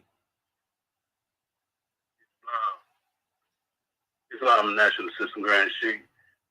I am Dr. Kulu Haril Jehudi Bey. Let me rise and give all praise to mighty God Allah. Give honors to a holy prophet, Noble Joe Ali. We give honors to the Moorish American government officials, Act 1. We give honors to our flag, our seal, our emblem. Let me give honors to all Moorish Americans here, there, and everywhere. Also, let me give honors to this class this evening, Assistant Grand Sheikh. Once again, I had to put my seatbelt on. Whenever you demonstrate, makes one want to, just jump with joy because you be swinging that truth to them. And once again, so bring these measures and you let us know who we are and who we are not. Islam. And when we come through these doors, the Moorish American government doors, we're greeted with welcome home. And those things that brought us here, that path that led us here by the great God Allah, we had to leave those things that eluded us or kept us in slavery at the door. We had to leave our passions and lower self-desires at the door. Those ones that kept pulling at us, even once we get inside the Moorish American government, pulling at us, telling us that this demonstration is on the wrong path. We have the wrong teachers, and we shouldn't listen to them. And as far as from the truth, ones come in putting the mask on, thinking that we don't see them. But like you demonstrated, Sister Grand Sheikh, we have those morals built in us. We have those vibrations built in us when we are around ones that are whispering in our ear, those harlots. We have that vibration from on high that lets us know who's right, who's wrong, who's high, who's low. Islam, we feel the love when we come in this Moorish American government, and these ones that are pretending to be Moorish Americans,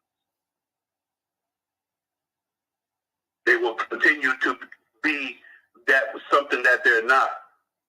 It's only a matter of time when one finds out. Looking in the mirror, pretending to be something that you're not. I love my family of Moorish American in this government, as I know each and every one of you do. There are some that are pretending to be something that they're not. But the prophet brought us our freedom, and no one is going to take that from us. We're here to stay, and we're just asking. We're not begging. We're not trying to pull anyone this way. We're just asking, do you want to be free? And come home to the Moorish American government, but leave all those organizational mindsets outside the door. Leave all those Negro opinion mindsets outside the door. We're here to be free and free our family. And these lessons that we get from our officials and from other Moorish Americans are here to elevate us in wisdom and love and keeping our principles out front. We live by that. We come in love. And we want to share that love to the world. Islam, so grand class, Assistant Grand Sheikh, and it's those senses that you spoke about and those morals that keep us connected to our great God Allah. We see even when our back is turned. We hear even when our ears are closed. Islam, in gratitude for all that you do, Assistant Grand Sheik. I tell you, this is a grand class. Once again, I can hear our secretaries. They saying, "Woo we."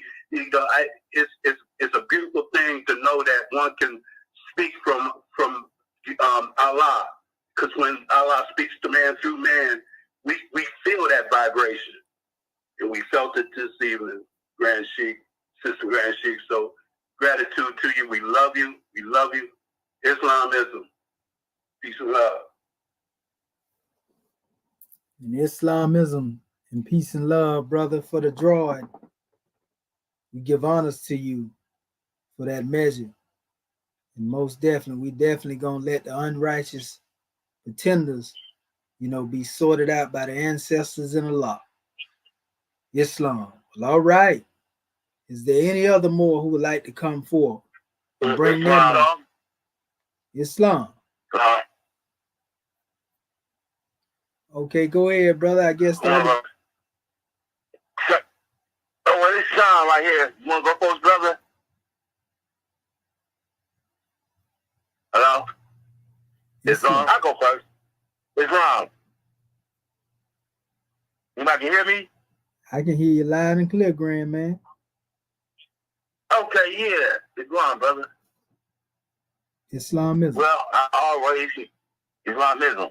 All rights and praise to the great God Allah. I give all honors to Noble Ali, Marcus Garvey, and all the prophets.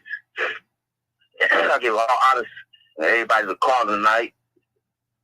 The Grand Sheik, the Vice Chairman, the Assistant, the Secretaries, and everybody on the call tonight. And the lessons, and the Moorish, the flag. Islam. Could you repeat that again? Islam. We have Grand Chairman, by the way, brother, not a Vice Chairman. And also, Vice Chairman. No, sir. Grand National Chairman, brother. Yeah. Grand National Chairman, not a Vice Chairman. That's not in our measure. Islam. So, the subject matter is holy instructions and warnings for all young Moorish American nationals. And also, the ayat that we used was beware. Young Moorish American nationals, beware of all the allurements and wantonness, and let not the harlot tempt thee to excess in her delights. Okay. Wow. Yeah, since I've been in this government, I was in the Moorish Temple. I want to get the love up in there, it was like, an organization, like a church. I came to the government, I'm getting all kinds, the love, divine lessons. I feel the spirit in this government. Well, you got a lot of harlots out here, Like last I know this lady, she always saying the Mediterranean wars, and I said, no. She said it's a European term, Black Moor. I said, no, that was the calling us. That was just the weird, we had displayed post-social syndrome. And I said, I got my own government. She said, y'all ain't growing no fools and stuff like that. Where y'all building that? I said, nah, we got a national government. You got these Harlems out here. They're in the Bible Center, saying, we don't got a government, the slave mentality, So, I just keep it moving, you can't lead a horse to a well. You got these fools out here. You gotta keep it moving. Let them know, I don't got time to be arguing with people out here, we got everything in this government. We got our own emblem, like the force flag. We got general laws, you playing, probably said you playing rich. So, we got houses out here. And I was listening, they blocking the gate, They want you to be a slave like them. Harder than put you in slavery. And, The prophet said your own brother put you back in slavery, chains, shackles. Now, I love this government, man. I feel the spirit. I didn't feel this in a more scientific American, like, I didn't feel the divine. I said it yesterday. I didn't feel the divine laws. Everybody just gave. We gotta watch out for these haulers. They out here. We gotta keep it moving. Stay strong as a horse. And keep it moving. Just stay out the way. Islam and peace. Islam and peace, brother. We give honors to you for what you do. And each and every one of us are responsible for doing the work of uplifting fallen humanity. We have been given the mandate, and so it's our duty to activate. Islam, peace and love. Okay. Wow. Gratitude. Love. All right. Is there any other more who would like to come forward? We heard one brother trying to get in there. Are you still there, brother?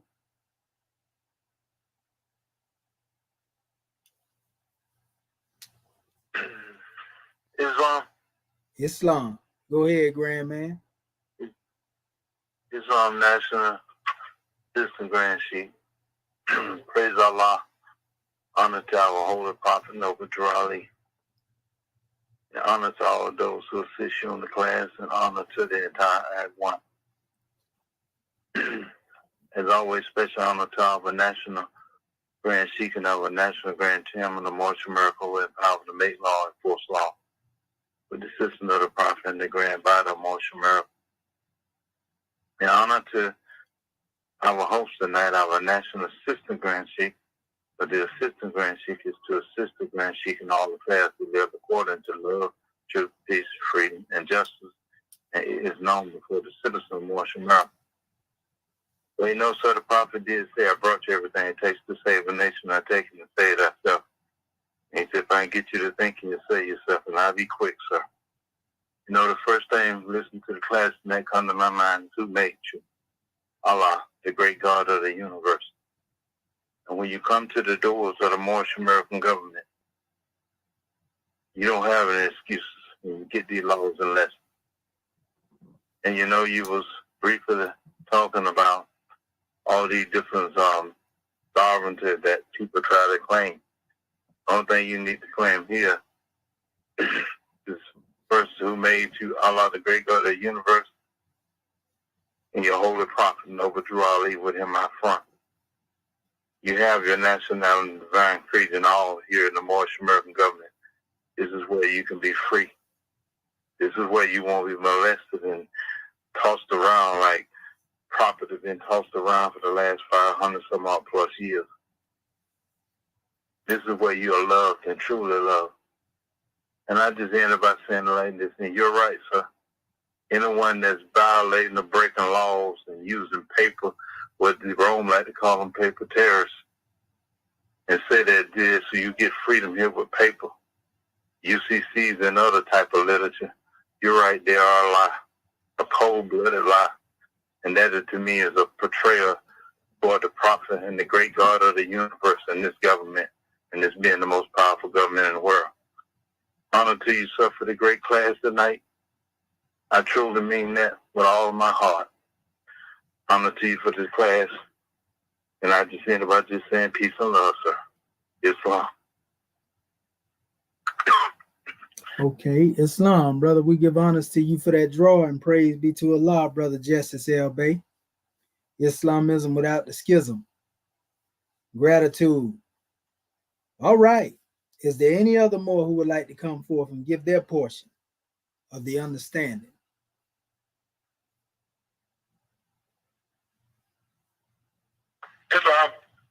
Islam, Consul General, Texas, brother Marvin Edwards Bay. You got a little echo going there, Grand Man. You got to close one of your apparatuses. Hold on, let me. Yeah, just mute one of your apparatuses out and you'll be all right. Okay, let me. Okay, is that better? Yeah. Oh, yeah, loud and clear. All right, gratitude. Oh, yes, this is Dr. Marvin Evans, State Conference Journal of the Texas Consulate, rising and giving all praises to the great God Allah, giving highest honors to his prophet, our prophet, Prophet Noble Drew Ali, Al-Haj Sharif Abdul Ali. Give high honors to our theocratic government, our Moorish American government. Give high honors to our Act 1. Give high honors to all of our officials. Give high honors to this class, our Moorish Perspectives class. As well as I give honors to you, Dr. Sherry Wamenti Mohedi Sepsuel, our National Assistant Grand Sheikh of Moorish America, and our host and instructor of this most powerful Moorish Perspectives. You know what I mean? Give us an outline of what it is that needs to be done. I give honor to all those that aided in bringing forth this class this evening. I give honor to everything that is Moorish, our flag, our seal, our emblem, our divine constitution, our holy Quran, our book of Ali, our 101, 102, our exhuman of a nation, all of our divine revelations. I give honor to the forerunner of our prophet, Dr. Marcus Mosiah Garvey, L. As well as I give honor to the ancestors whose shoulders we stand upon. We are the return of the ancient ones. Man, this is a very powerful class. Give honor to all those that gave their measures before me, and all that will give their measures after me. And we're focusing on holy instruction and warning for all young Moorish American nationals. You know, and we're going to pivot off of one of our chapter of the week, chapter 43, holy instructions and warning for all young men. Beware, young man, beware of all the allurements of wantonness, and let not the harlot tempt thee to excess in her delights. And you gave a powerful a demonstration, you know what I mean? You traveled a lot of ground, you covered a lot of ground, you spoke on a lot of powerful things.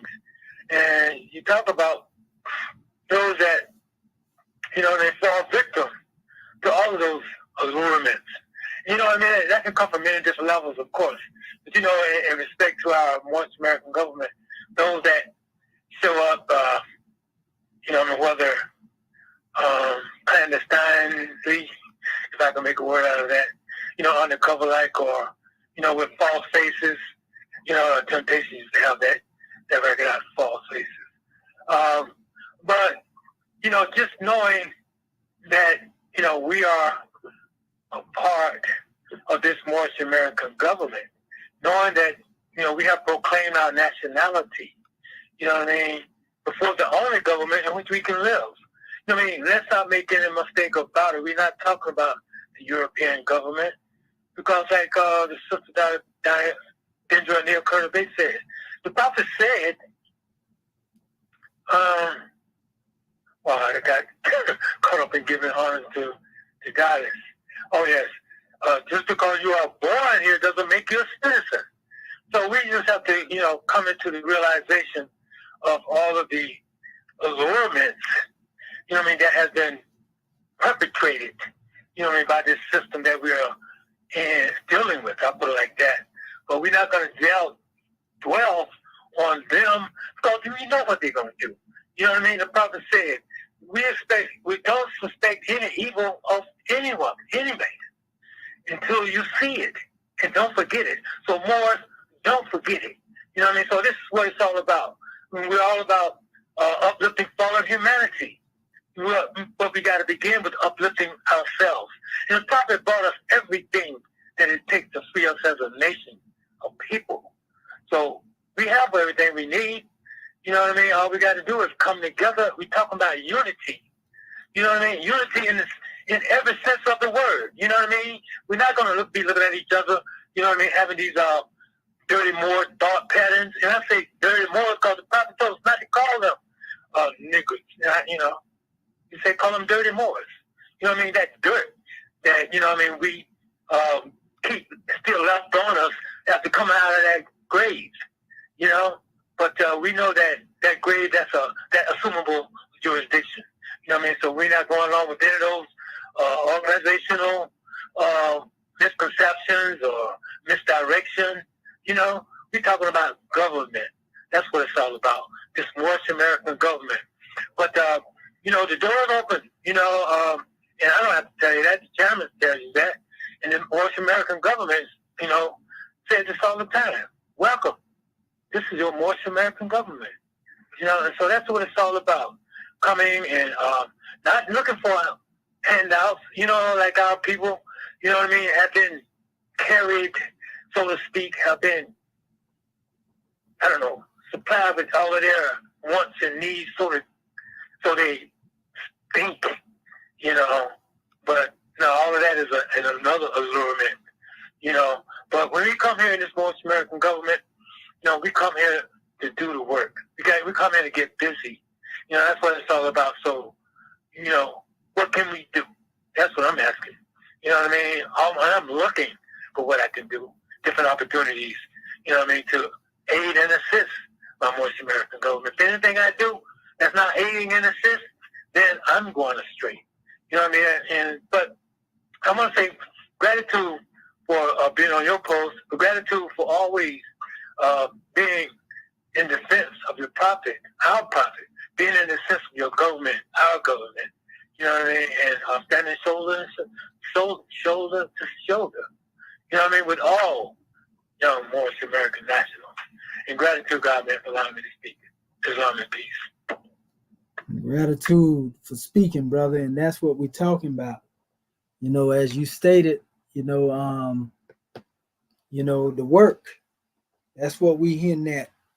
The work that need to be done, and we are looking forward to those who are within our ranks to take these messages from the center to the outer bounds, and also, to when you get out there to your gateway, so to speak, anybody that is not supposed to be outside of the gate, you got to expel the ones from the post that the angel's supposed to be on, in order that the true angels may be able to take their place in the affairs of men and begin to uplift fallen humanity. Remember, there's always a measure that deal with when our prophet talk about those who were cast out and those who accept their teaching. And we can't do work, efficiently if we always got somebody disgruntled on the post, because all they're going to do is try to tear down and drag out the true foundation. But when you working, yes, sir, that work is going to take us to a level of elevation, and we're going to constantly unfold. We're going to see that it wasn't about the numbers. It was about the drive. The same truth that drew us would drive us to everything that is necessary in order to uplift this nation. But you got to have a clean heart and pure mind for this measure to unfold.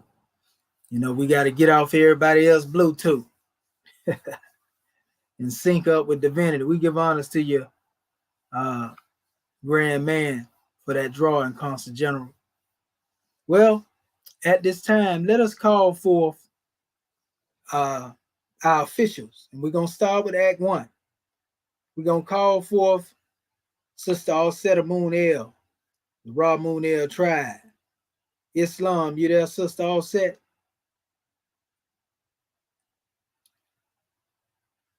Islam, more.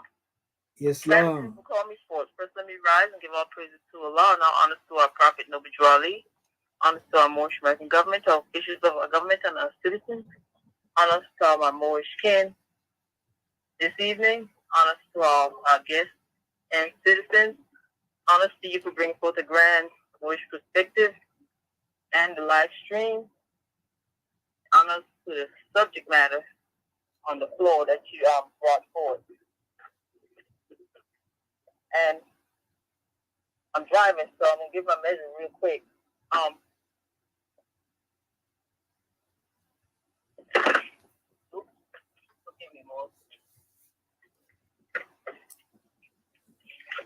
I was listening to the measure you brought for the lesson dealing with the agents about the Torah and how our people are being misled, misdirected, distracted, and all these different degrees of naught that people are trying to misguide our people because they know our freedom is at hand and they're trying to last as long as they can, perpetrating this slavery, occupying our land of Moorish America. But we know Allah is leading on a victory sure. Because our prophet isn't leading taking us to any place that's uncertain or unknown.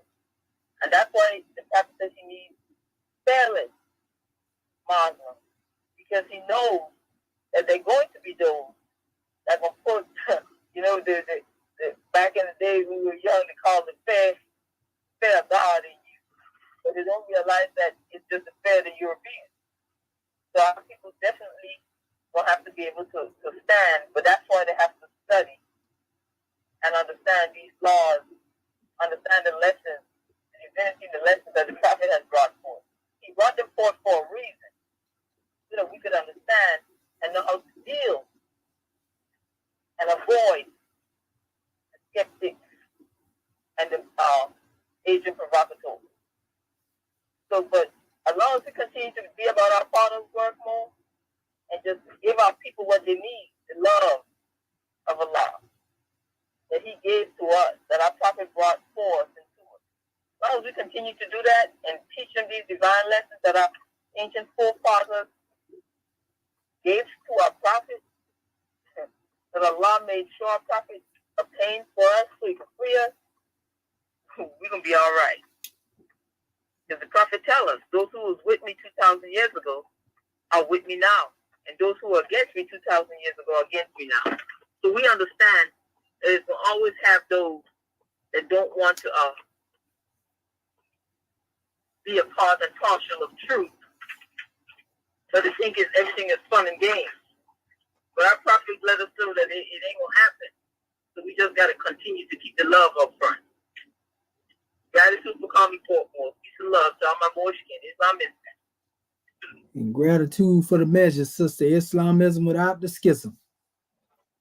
Well, all right. Let us call forth our National Grand Mufti, Dr. Khonshu Ma'at Heru Bey. Islam, you there, Grand Man? Islam. Islamism.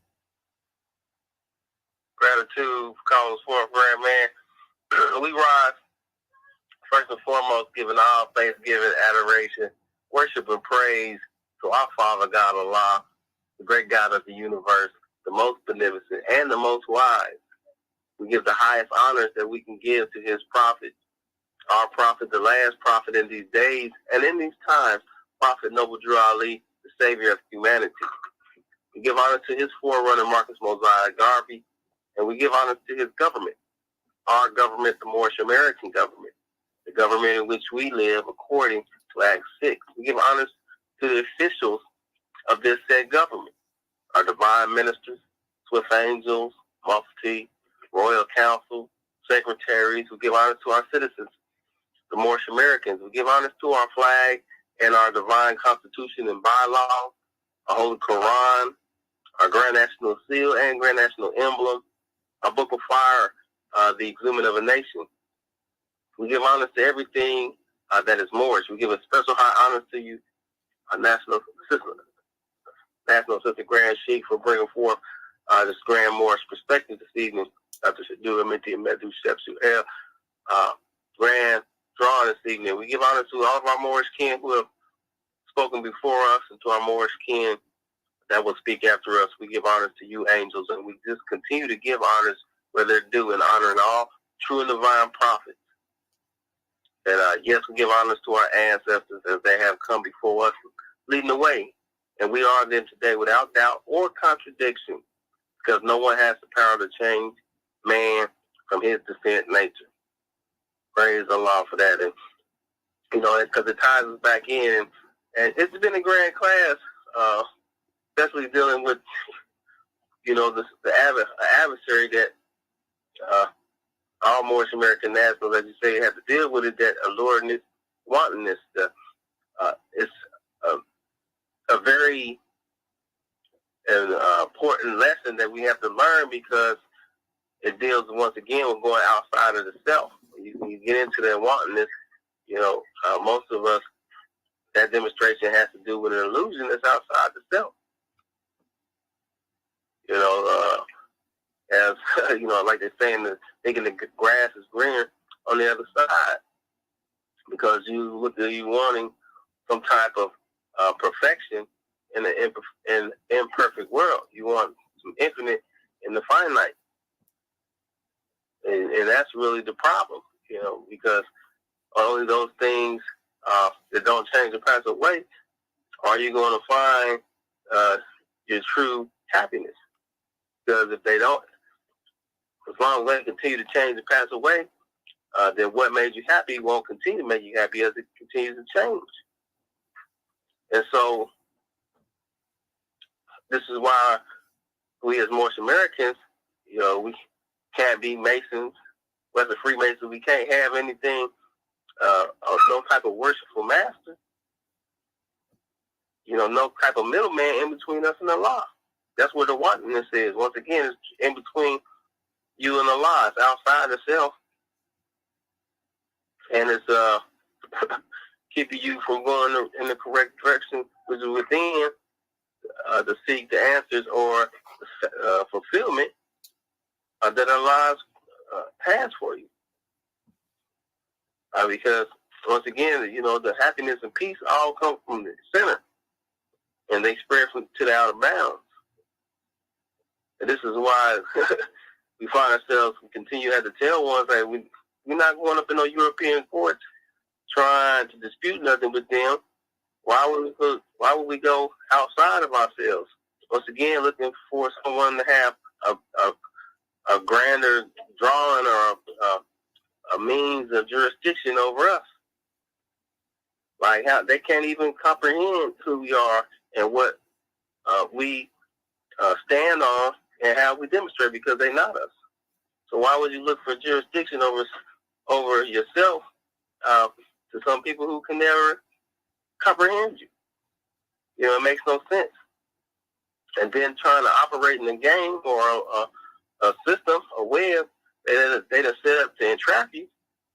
It's like this is why our officials, being a wise understanding, continue to preach this.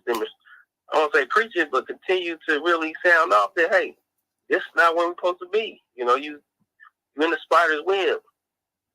You mess around, as the chairman said, you're in the lion's den, trying to slap the lion with red meat and with no clothes on.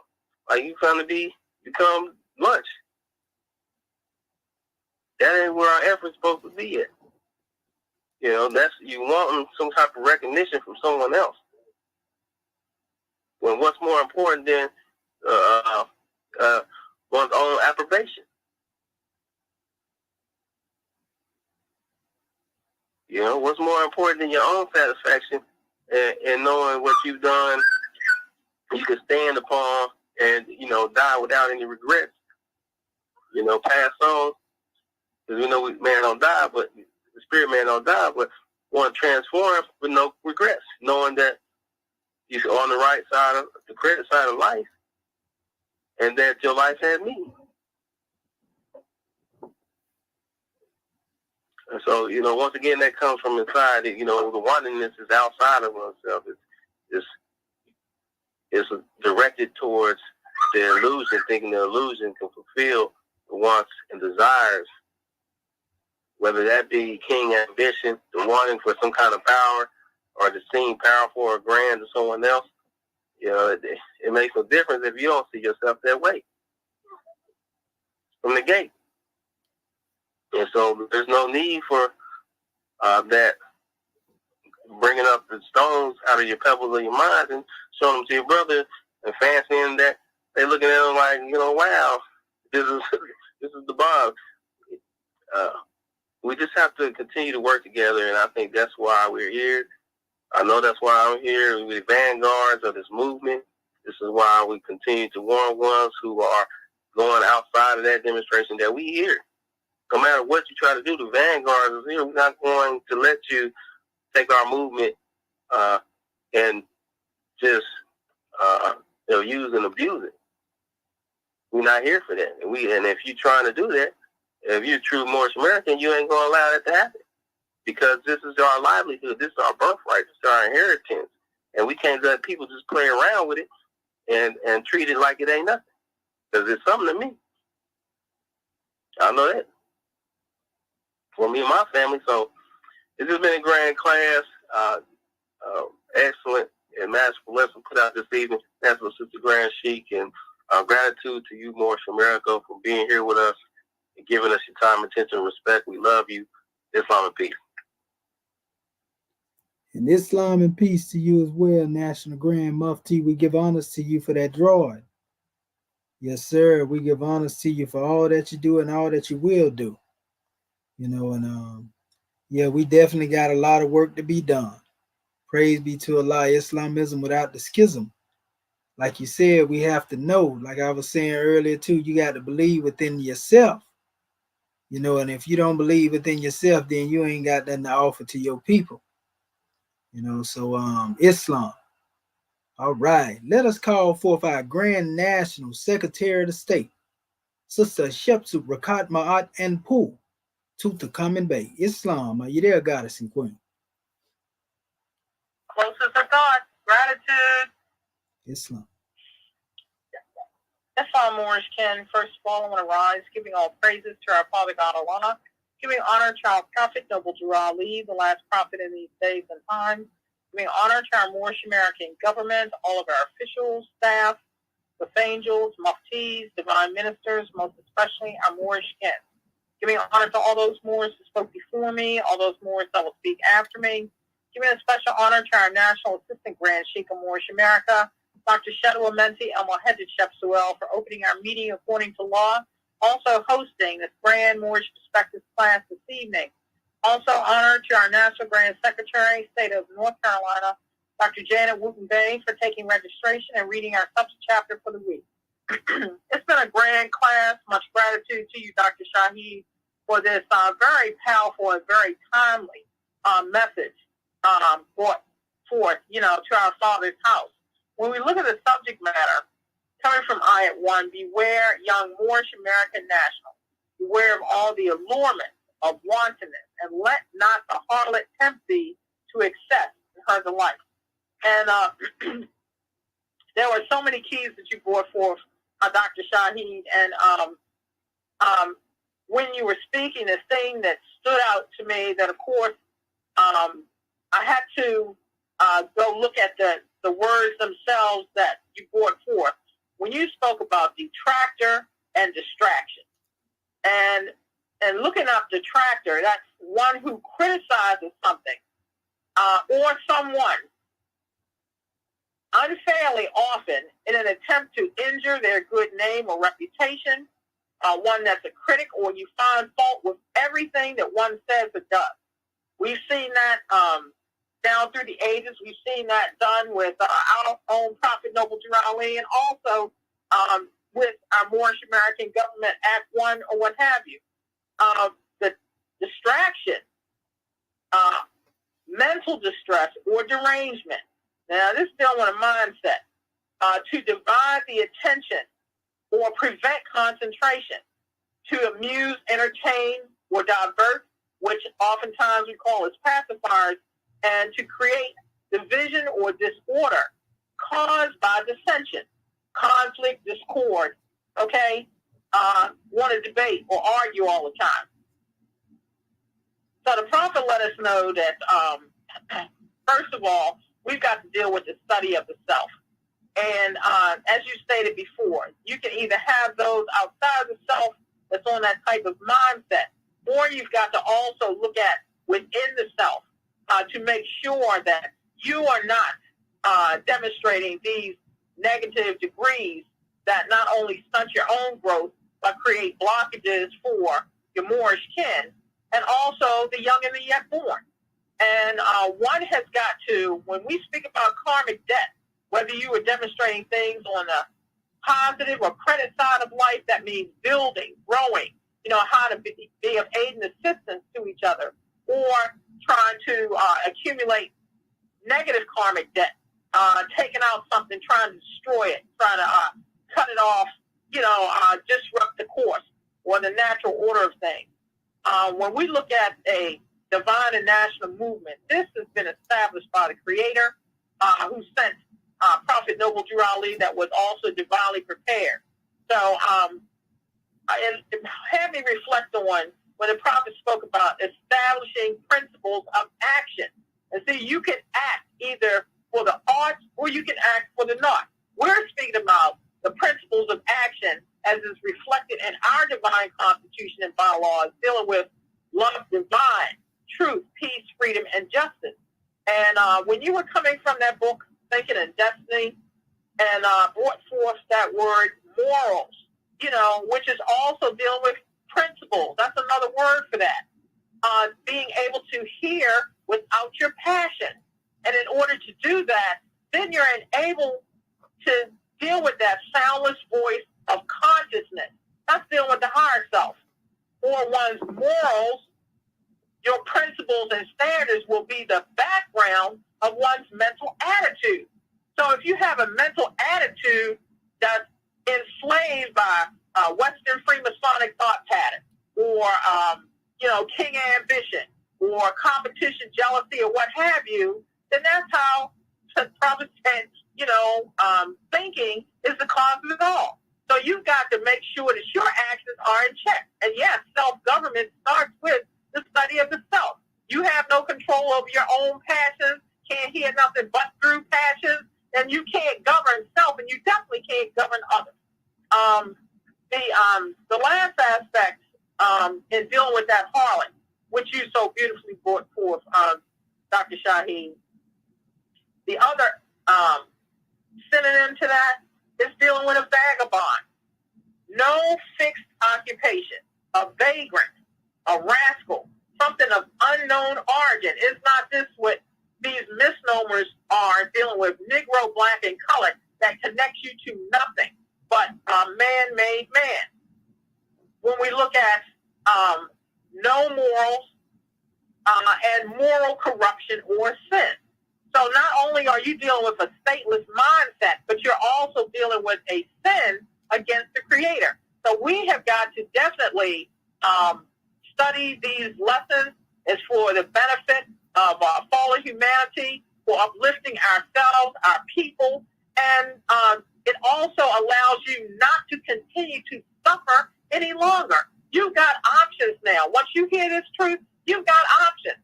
Whether you want to continue to exist in a hellish state of mind, or you want to demonstrate peace from within. So this is just a grand lesson and measure, and I encourage all of my Moorish kin to take these lessons seriously. It's the reason why each and every one of us are here. We want to say welcome to the family. The door is always open, but you got to come right and correct. When you come with your cup empty, recognizing the fact that we are all here to learn and we're all here striving, but we recognize the fact, this is the key, we recognize the fact that our condition can be better, and that's where we're living. So gratitude more for calling me forth. Much peace and love to all of my Moorish guests. That's all. And gratitude, Grand National Secretary of the State. Very powerful measure.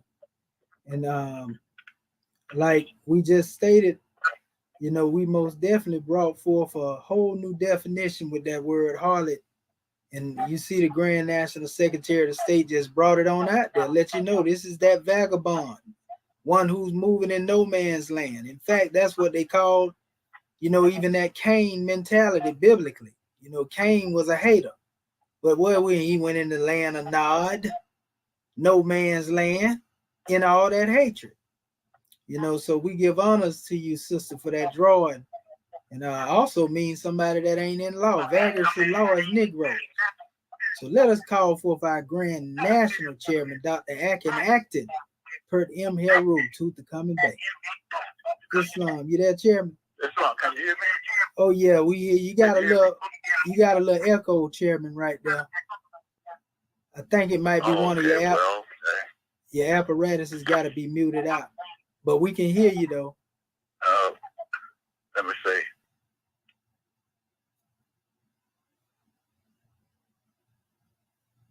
Oh, okay. Okay, we hear you. Gotta leave like what it is. Okay, Islam. Go ahead, Grand Man. All right. Islam is going to rise and give praise to Allah and honor the Prophet Noble Dwali. Send my honor to Noble Dwali for bringing us everything it takes to save ourselves as a nation of people with our own government, our own divine constitution, nation, flag. Oh, man, everything. We didn't leave out nothing. In fact, that's the reason why we love the Circle 7, Crescent, Moon, and Star. All this is ours, too. So the thing about it is more that want to give praises to Allah just for being here. Who made you? Why? Why did Allah make you in the first place? That's the reason why we want to give praise to Allah and our Prophet over Allah. We got a job to do, a mission to serve. And more, we love you. We ain't going to put down net because our fight ain't over with yet. We love you. Islamism without the schism. Peace. Islamism without the schism. And Chairman, before you go, we got a more up here, and I've been putting it out there last night, recently, about the Book of Fire. So if you get a bunch of calls coming in, I'm the one that told them about it. And we got one asking now. He said, "More, how do I get the book, The Exhuming of a Nation? I need better price than $149." So we know he done run into that Amazon scam. So, Chairman, can you give him that advice right now and let him know how he can get the book? Yeah, well, you just call him and give him a number, tell him to call me. Islam. I'll take care of him. I put that look on his face the Undertaker can't take off. Islamism, that's right. Without the schism. Islamism without the schism. Y'all heard that, family. You know, we're going to get you the number. You can go to our website, too, by the way, and find this information. MoorishamericanGovernment.land in the bottom, you know, of the screen, and you'll see the number to headquarters, and you just call that number. It's the same, been always the same. You know, even though the 1555, last time y'all heard that, y'all thought it was a ship Jesus. But you know better now. You free. You're in the Moorish American government. So you can call our chairman at that number in the bottom of our website on MoorishamericanGovernment.land. Islam, the greatest book written on freedom in the history. In fact, them same European that trying to sell it for all them high prices is the same one that got authors out here quoting. Anytime they talk about some Moorish now, you can believe they mention the name of the author of The Exhuming of a Nation in there. Islam, our Grand National Chairman. All of them been writing about the chairman. And they ain't one of them paid him yet. But they going to. You can believe that. Islam. Well, all right. At this time, let us call forth the Godhead. Did I say our National Grand Sheikh, Dr. Serapis Amin Ra-El? Islam, you there, grand man? Oh, yeah, that's what we talking about, that love thought. Come on in here, Sheikh. Islam. Let us rise first and give a lot of praise for this divine occasion. Honors to his love thought. Prophet Noble Drew Ali. Everything he taught, everyone he taught. Honors to our officials and our staff, as well as our Grand Mufti, Sister Grand Mufti, Grand Mufti Court, divine ministers, student ministers, like everything that's Moorish. Flag, a seal, the emblem, Constitution, for which we stand, the Book of Fire, Book of Ali, and every more in every degree is one is on in his applied employment. This Sheikh has been a grand demonstration, especially that Ola. She is something else, and to see that our more skin that is out there in the way works of life would recognize it, but they call into that sensationalization. You know, what tips to the fancy, not paying attention is to the clothing that Nancy dresses with, and how she eats it up on one and cause one to lose his mind because of the wonders that she brings and introduces to this particular one, where she having slay his own brother because he's not aware of her, that she's been a government appointed or government applied example of death, that one don't even know that she's on the manifest. Well, I'm glad that we got, because Papa said we got detectives everywhere, and we are Additionally, happy and glad that we have such soldiers as yourself and others are Ram Up Chief and his squad, and a multitude of ones who's doing an excellent job.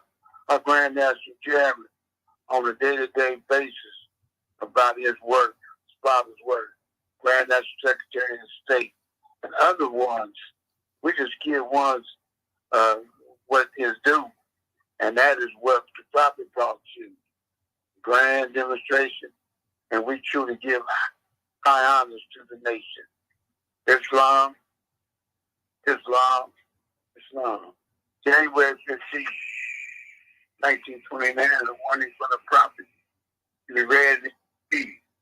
I hereby inform all citizens who must enter all radical agitated speeches while they're working on the streets. We are for peace and not destruction. Stop flashing your cars to Europeans. It causes confusion. Remember, your cars for your salvation. Failure to obey these orders will feel severe consequences. We are for love, truth, peace, freedom, and justice. And when these struggles are violated, justice then will take its course. Any citizen, a group of citizens, who hold malicious feelings toward the government or the prophet or violate the divine covenant of the Moorish movement will receive their reward from their unjust deeds. All true Moors will and must obey the law as laid down to them by the prophet. They lose confidence in the prophet. Should turn their card and button, teach one interpretive prayers, and return to the state where I the prophet found you. This is the holy and divine movement, founded by the prophet Noble Jew Ali. And if the prophet is not right, the government is not right. The prophet, therefore, is sending out the divine plea to all Moorish Americans to do their part in protecting the prophet and the government. This is an everlasting movement, founded by the prophet through the will of Allah, to redeem his people from their sinful ways. The order of the prophet Noble Jew Ali. This divine warning is the supreme laws now, and will be enforced by the said government hereby. Islam, Islam, Islam. The Holy Covenant of the Asiatic nation. You are the children of one father provided for by his care, and the breast of one mother has given you son, to bond of affection. Therefore unite thee with thy brother, that peace and happiness may dwell in thy father's house. And when ye separate in the world, remember the relation that binds you to love and unity, and prefer not a stranger before thy own blood, that thy brothers in the mercy assist him. But such as in trouble forsake us not. So shall the fortunes of our Father contribute to support his whole race, and his care be continued to you all in your love to each other. Islam, Islam, Islam. This meeting is officially closed according to Act 2 of our divine Constitution, and love, truth, peace, freedom, and justice. Go in peace, Moors. We love you. Peace. Islam, we love you too, boy. Great class, National Sister Grand Sheet. Grand class, grand class. Love you, Moors. Great class. Love you, Moors.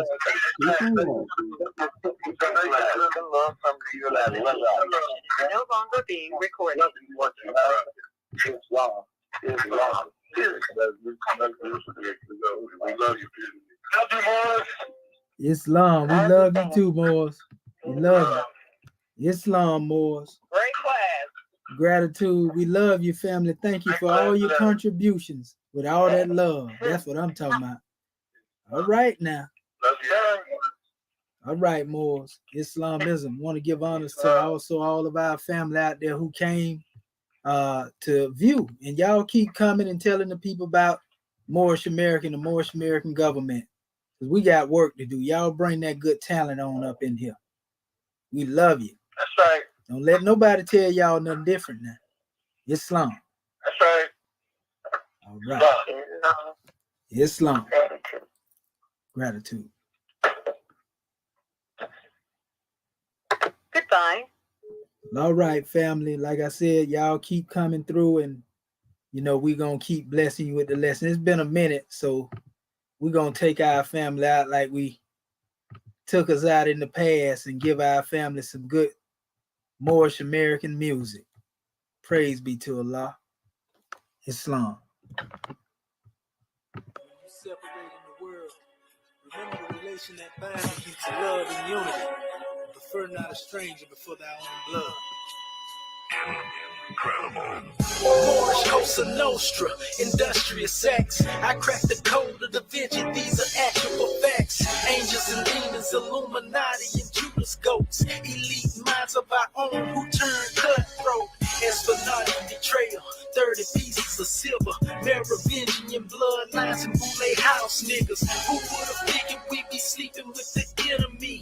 Let us rise and give honors to Nova Drew Ali. We used to say, for I am you and you are me. Now the reapers your brother's keeper, he's the devil's seed. Cloud chasing and deceive, he abandoned the creed.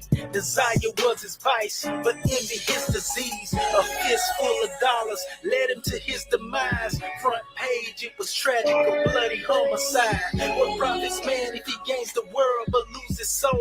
Feel the wrath of Allah, he was struck sevenfold. Moorish times, we span time 700 years. Principalities, world powers, diamond chandeliers, sheiks and amirs, black turbans and scimitars. Allah's will, we prevail as one under God. Moorish times, we span time 700 years. Principalities, world powers, diamond chandeliers, sheiks and amirs, black turbans and scimitars. Allah's will, we prevail as one under God. The seat of power lacks dominion when sultans depart, but immortal virtues shall remain within the people's hearts. True successors are often overlooked and crucified. Sheikh Emilia did his best to exercise his fire.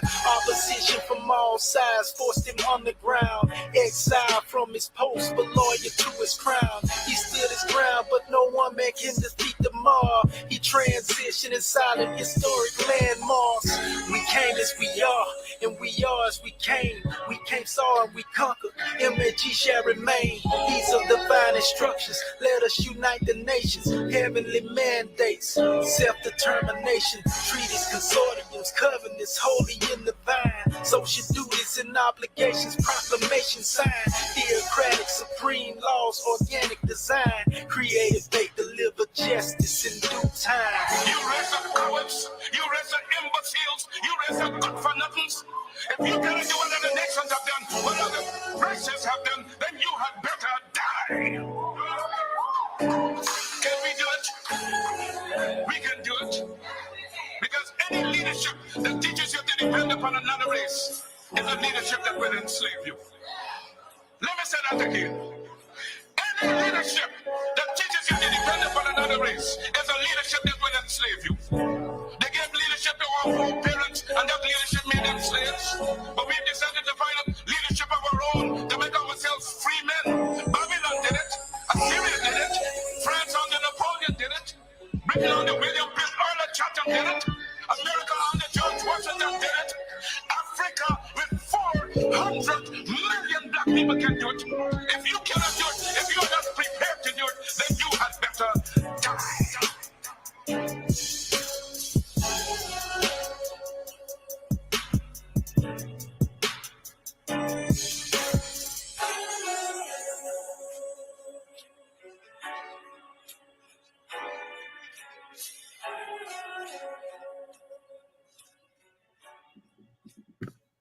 Peace and love to the family. We love your family and keep tuning in.